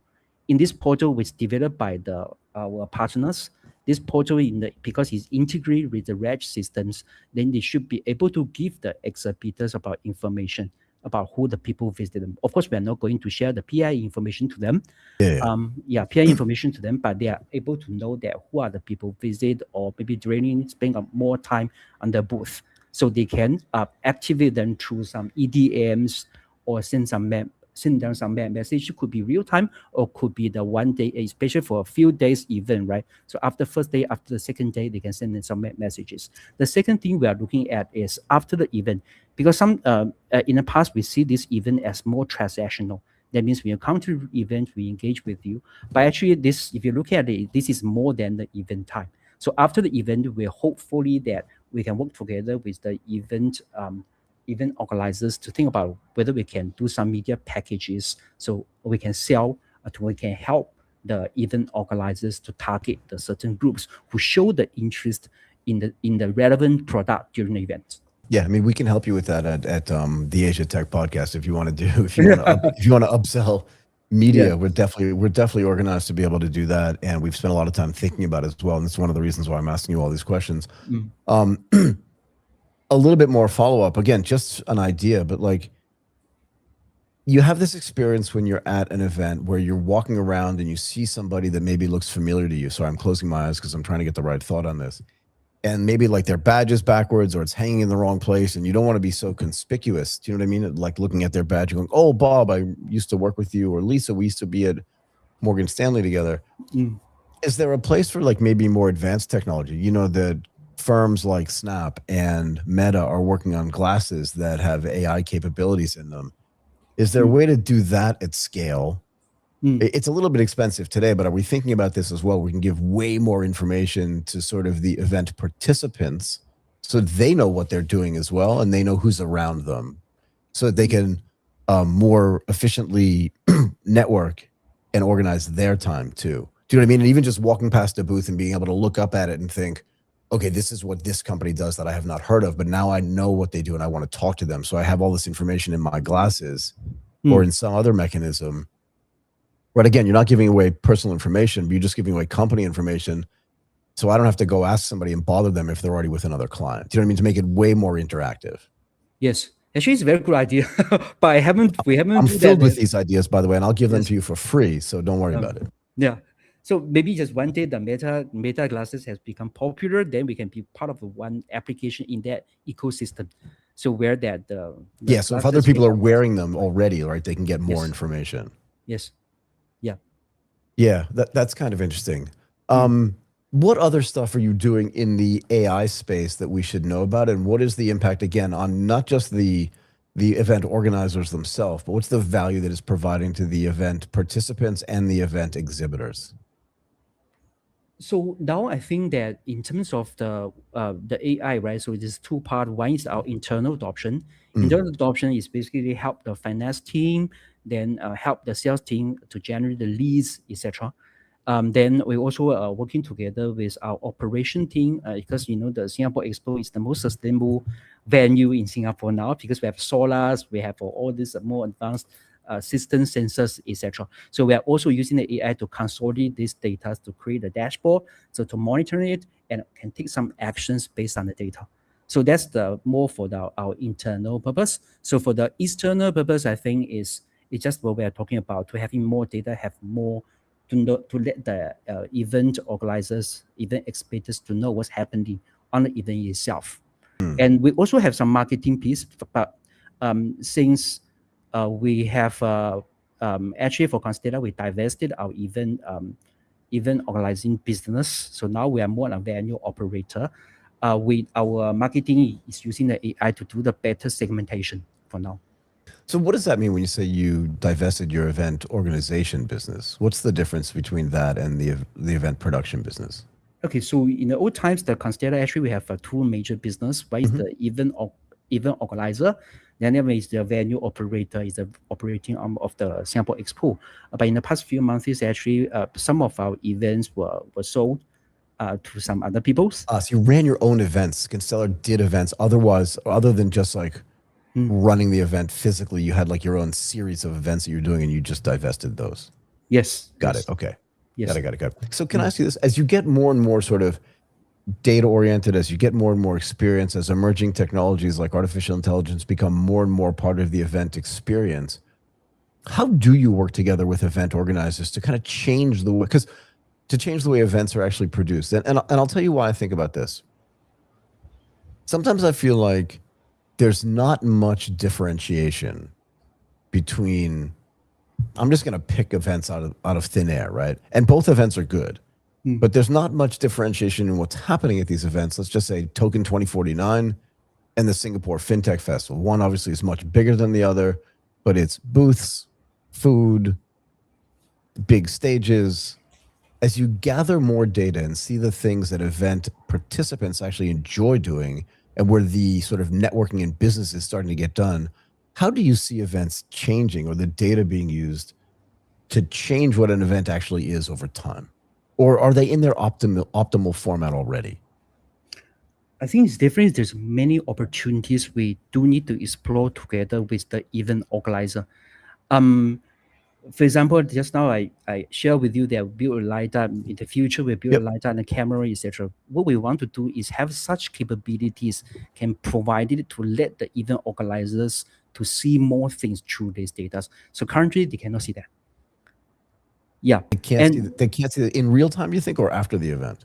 Yeah, so they cannot see the engagement data. Of course, they have their engagement applications, but let's say the engagement applications, because of download, the rate, etc., and it is not ideal. So they don't have the very good visibility of that. So by as a venue, right, we hope that we can build this type of infrastructure. So sometimes I was sharing with some of my business holders is like that. Just like the NVIDIA, you have to build your NVIDIA, the chip layers as infra layers. Then on top of it, right, so the AI application will come. You think about how do you use it. If you don't have that kind of infra layers, actually previously we do the pilot with STB, which hasn't been operationalized. Is because in the earlier times is our event organizing arm joined that the pilot. Right. But for them it's very challenging because if they do that, so every event they need to put up all these things and then later after event they need to tear down, etc. It's not sustainable. These things should be more supersede at the venue layer. So what we do is we want to provide this kind of infrastructure, so-called infrastructure layers, to provide these visibilities. Then we should co-work together with the event organizer. I believe there's plenty of opportunities where the event organizer can optimize their event. Could be as big as that. What kind of visitors and they should target, or can be as practical as how you are going to control your traffic and serve the food faster, etc. So, but without the data, all these things it's very hard. So that's why now we are working with we hope that we can working with the event organizers to provide them these visibilities so they then see that what things can be improved. Do you see situations where technology can actually be employed on a year-round basis, and the data from the physical events can be used on a year-round basis to sort of build anticipation for the event as before it happens, and then after the event continue to build sort of engagement about the event after it happens, so that by the time the event rolls around, everybody's all fired up to go, and when it's finished, people are like, there's more of a story that I want to tell and I want to keep going. Do you know what I mean? To use technology to be able to do that, considering the use of LiDAR and cameras, but also some of the new ideas that some of your event participants have, meaning the event exhibitors have, around how to deal with media and technology. Yeah, it's a good point. So last time when we still running the event, have our event organization business, right? So we want to turn event from the transactional to be more continuing. So we're even think about that, how you're going to build the community. So build community, for example, and we also try the AI with the AI generated content, and then we're using buffer.io, and so you can put up all this content to your different social media channels. Yep. So you can keep engage your target audience, not only the event time, throughout the whole years. So when the event happens, right, so the chances of convert them will be much higher. So that was under the EO's role, and as the venue now, because now we are the venue operator. Right. So what we do is really only can capture the data during the event. So before and after, probably for venue operator, it's very challenging. Got it. I have some ideas. Okay, Nedved, it was a real pleasure to talk to you. Thank you very much for spending so much time with us. As you can imagine, I have a huge interest in what's happening before, during, and after the events, and how technology is getting used to sort of make it better and more efficient. So thank you again for spending so much time with us. I really appreciate it. Great. Thank you, Michael. You have many good ideas. Probably I do. I do. Thanks, man. Keep in touch. Okay. Keep in touch. Okay. Okay. Thank you. Bye. Bye for now. Okay, Martin, let's bring in our last guest for today, Matthew Hawkins.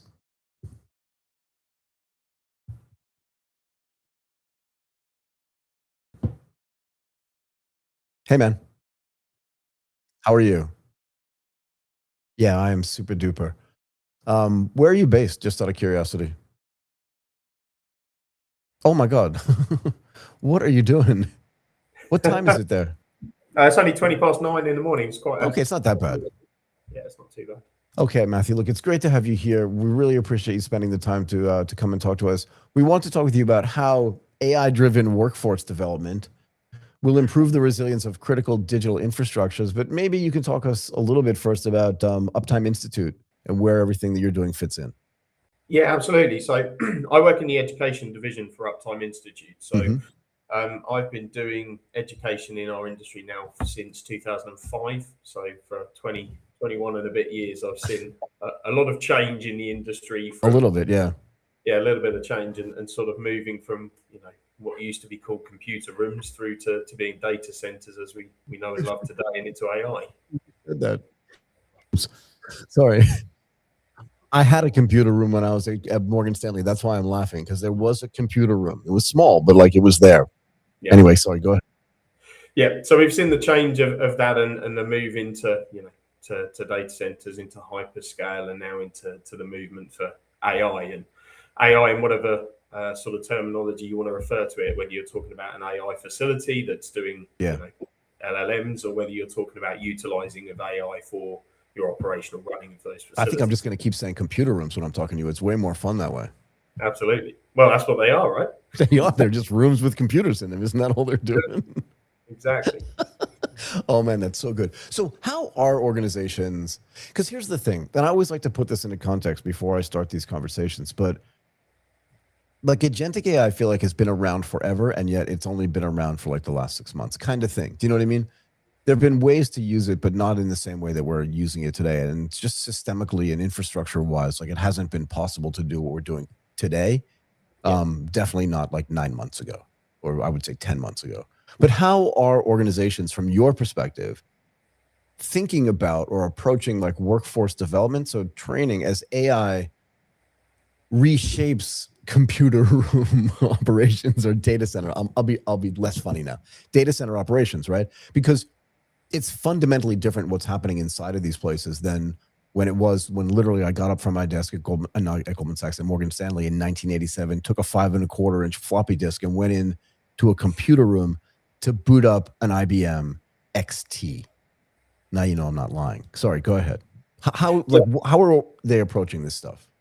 Yeah, and I think there's had to be a mind shift for everyone in the workforce development world. I mean, we've been speaking about a skill shortage and issues around staffing the workforce for well over a decade, 15 to 20 years that I've been doing this. And that fundamentally hasn't really changed. It's shifted a little bit, but ultimately there's still a massive issue for staffing as demand surges.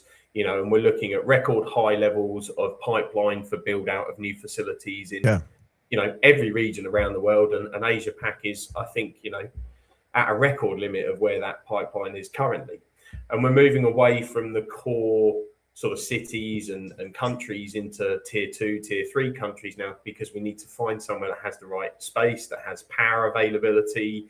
We need to fit the cooling systems in. That just makes finding skilled workers even harder, right? So organizations are having to change and adapt the way that they approach skills and workforce. It can't be a reactive fight to, we've got a facility, we need a bunch of technicians in there. No. We can just continue to poach from each other as we have done for the last 10, 15 years, because that's not a sustainable model. So it has to move to a more proactive learning and development plan for, as we call it, workforce development. It's no longer just a training of people to get them to a skill here and there. You need to look at this as an entire workforce development platform for all your people that are going to be needed to run and operate your facilities. Yeah, I mean, it's not like we're just training 6 guys or gals to come in and do something. It has to be like fundamental, at least in my mind, it has to be like an ongoing process that's maybe iterating, because what's happening inside of those data centers is changing. And I'm curious if the skill set that's necessary to actually be a technician inside some of those data centers is different or is changing from what it was just like 6 or 7 years ago. And then the other thing I'm super curious about is what happens when we have data centers in space, and how do I'm not kidding, like I just think that's insane. And how do you're laughing at me, and how do we train technicians to actually do that? Like, do we need more astronauts? And I'm not saying that facetiously. You're laughing. I'm not trying to make you laugh at 9 o'clock in the morning or 9:20 in the morning in the UK, but people are talking about that, right? I mean, SpaceX is talking about it. What's it called? StarCloud is talking about it. Like, just the first question first is like, what's changing inside of like what people need to know to actually be a technician in today's modern data center, and what happens when that stuff goes to space? Sure. I mean, I think fundamentally the base core line knowledge is still similar, right? It's still mechanical, electrical, it's still operational, but the differences in the facilities that they may be operating in now are changing dramatically. So there's differences around larger equipment. So physically, the equipment's getting bigger. You're running GPU clusters. Well, previously, if you've made a mistake in one rack in a facility on one server, it's going to cause some sort of issue, downtime, outage, but it might be controllable. Yep. Whereas now you can make a mistake on one GPU and take out an entire cluster. Yeah, exactly. And that cluster could be huge, and it could be doing some really important work as well. Sorry, go ahead. Exactly right. So, you've got to look at the knowledge and skills these individuals need are becoming more strict in terms of causing outages. They're also now, you're into the world of plumbers. We're talking about a lot of water now being utilized, or liquid being utilized in these facilities from the cooling point of view. So you've started to move from core mechanical engineering and electrical engineering into plumbing in some ways. Yeah, so knowledge and skills are broadening as we expand and change how we operate these facilities. Now, Microsoft put a data center in under the sea once just to prove that they could do it. But there's no maintenance requirements to go down and scuba dive in there and do some work in the thing. So I see space being exactly the same. Someone will do it to prove it can be done, but fundamentally, is that going to be a long-term plan for compute for the world? I don't know. I don't think so. So I really don't. That's why I asked you about it, and I was kind of happy that you laughed about it or chuckled, because like Elon Musk can say whatever he wants about like data centers in space and like automatic cooling and all this other stuff, but I'm a firm believer that that's not going to happen. It's not going to happen at scale. Sorry, go ahead. I interrupted you. It's not going to happen at scale. I mean, how are you going to commission, inspect, audit, walk the floor, do your daily checks on a facility that's floating around out in space? So, Elon Musk will probably do it because he can. Yeah, but again, just to prove that it's right. But the other thing is, you're right, because here's what somebody might say to you: "Oh, I'll just put an Optimus robot up there that will do that too."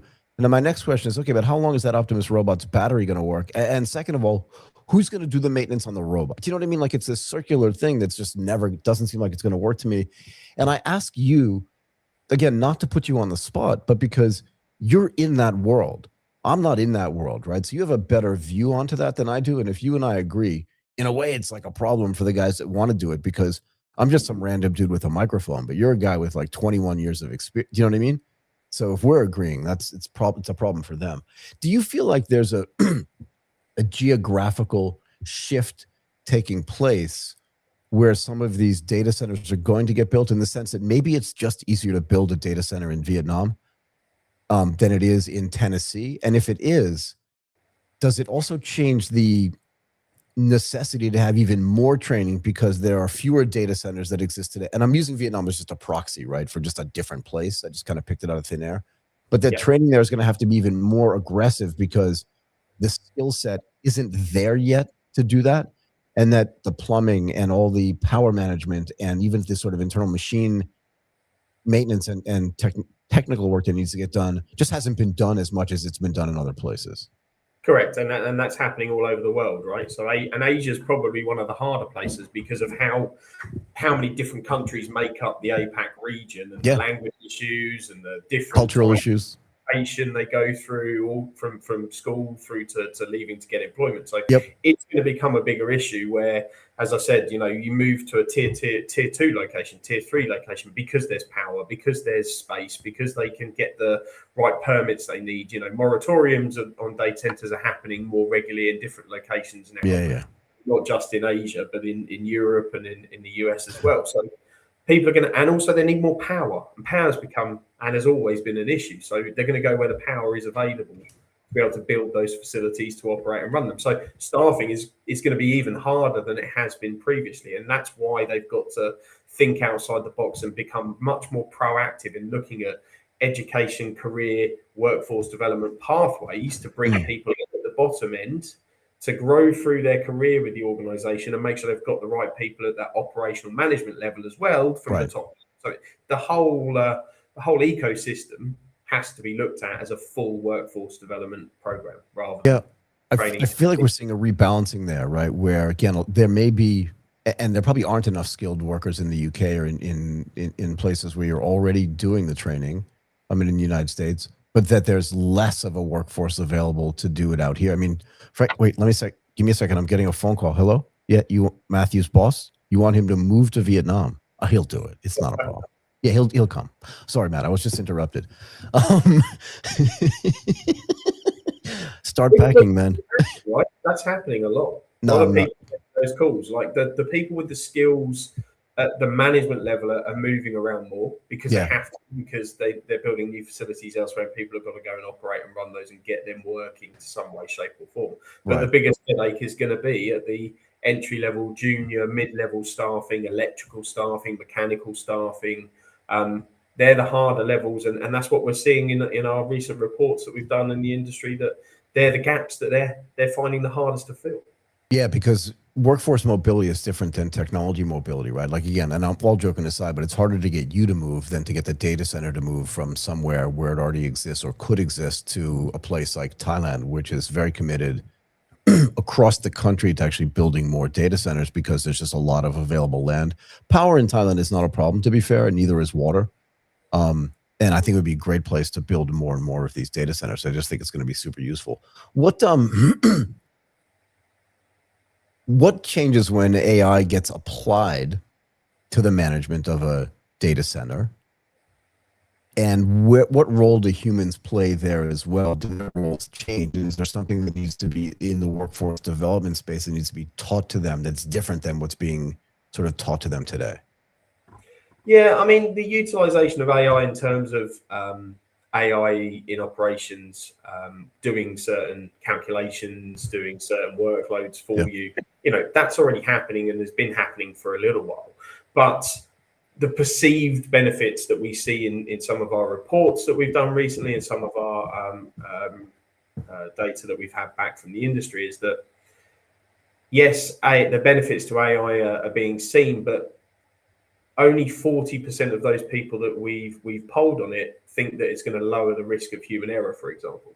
So if that's still the case, you're still fundamentally coming back to the people that are working and operating and managing these facilities. Yeah. And it even goes back further than that when you're looking into the design of these new facilities. If you're increasing your compute requirements, you're using different new systems, new hardware, different cooling topologies, different power load requirements.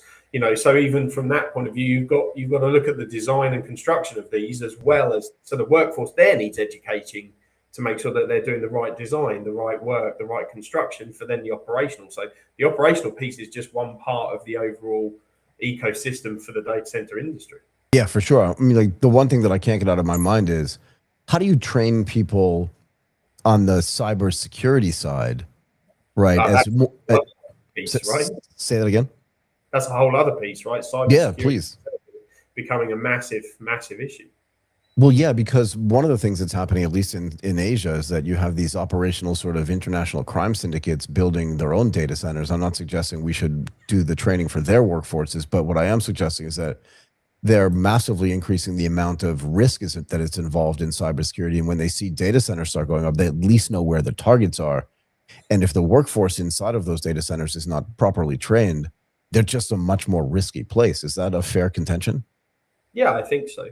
I think in general, across all of every aspect of a data center, whether it's cyber, whether it's the people in the operational space, in the M&E space, in the hardware, ultimately everything is becoming less generalist. I think for years, to work and operate in a data center, you can have a generalist understanding and knowledge for your role and across all of the areas. Yeah. But now it's becoming much more specialist because, you know, compute is getting bigger. We're using more power. We're then bringing in cooling systems that are different to they have been before. So people need to be more specialist in the knowledge and skills they have to manage and operate those facilities. But of course, that causes a secondary problem. So one, you've got to find the people that have got that specialist knowledge, or you've got to educate the teams to have that specialist knowledge. But then the problem is that they don't understand necessarily the impact of what they're doing and how that impacts other teams and other areas within the facilities, and they don't talk to each other. So we're almost back to where when I joined the industry 21 plus years ago, in IT, and teams in facilities and teams in operations didn't talk to each other, and they just went and did their IT business, but that impacted the operational team and vice versa.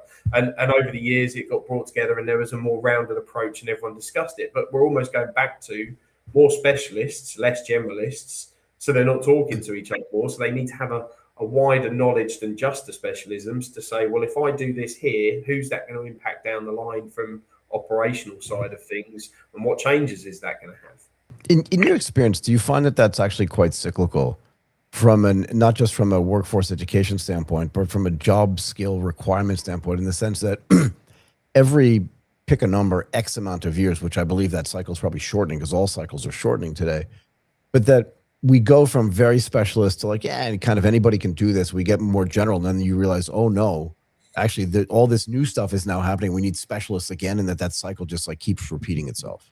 Yeah, it does seem to happen, and I think you're right. It's becoming shorter that these cycles are happening because we're making so many bigger, quicker leaps and bounds in technology. So technology is advancing now far quicker than it probably did over the last decade. Oh, for sure.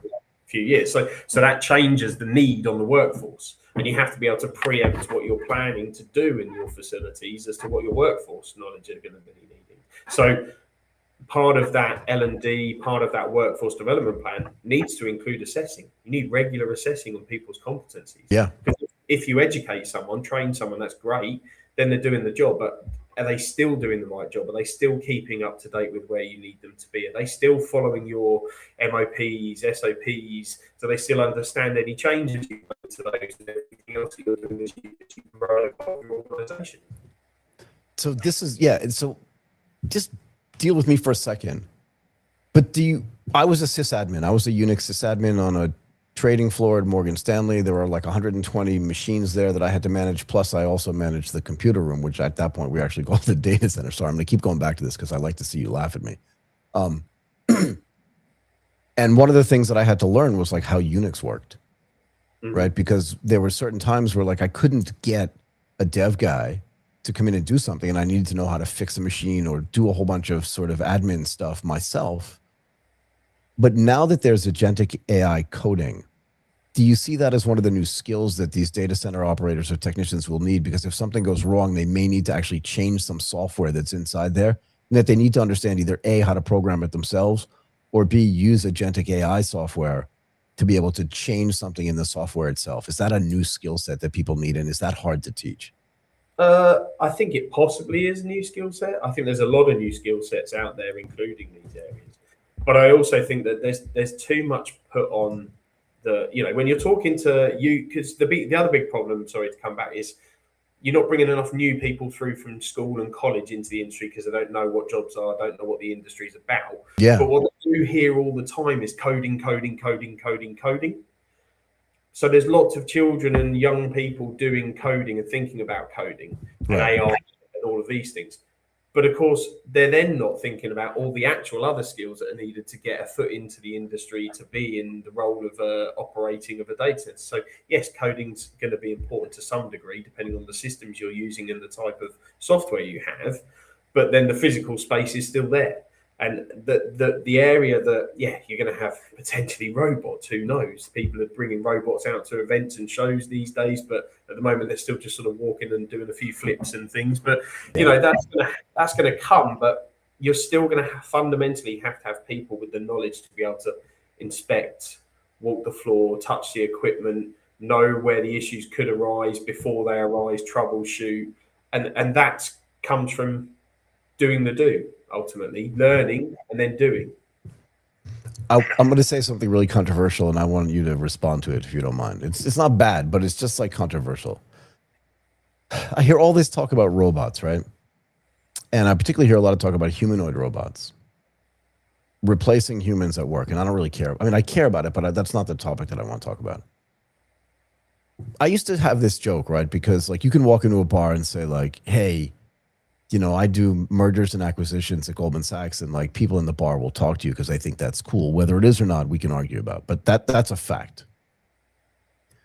But if you walked in with your buddy who worked at like, let's say, I don't know, Duracell. You know, Duracell, it's a battery company. Yeah. And that dude was like, I'm a battery engineer. People would just be like, yeah, I don't need to talk to you. Yeah. You can buy your own drinks.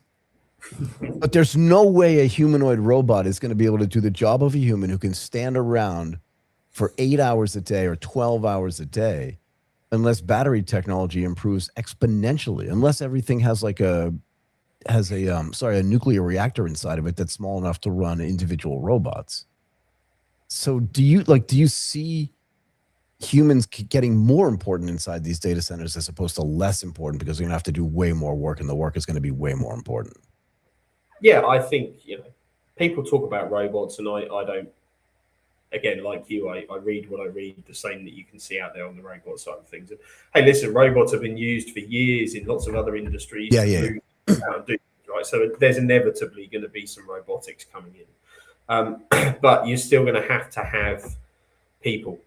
You know, people are still the single largest need for the industry to manage, operate, build, construct, and think about where we're going next. Because don't forget, it's the people that then decide, you know, we need another facility, we need X gigawatt of compute here, we're going to expand our facility into this. So, you know, people are still, in my opinion, obviously I'm in education, they're still the most important part of the whole ecosystem, because they're the people that make it all work.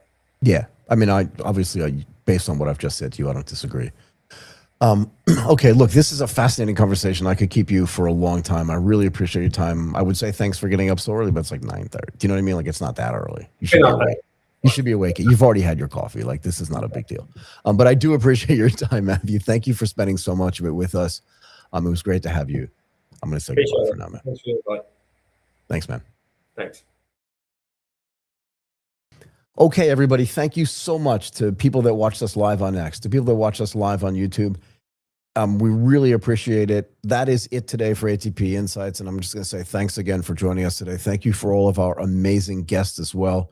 Give us a thumbs up on this video if you're watching it either live or after we post it on YouTube officially. Subscribe to our channel on YouTube and follow us on all of our socials, on X, on LinkedIn, and on Instagram. We are on Instagram too. Follow us there. Let us know in the comments if there's anything you want us to talk about, anything you want us to ask about, or if you just have questions or comments about the stuff we've already published. We'd love to answer those questions directly. My name is Michael Waitze. I am going to say goodbye for now.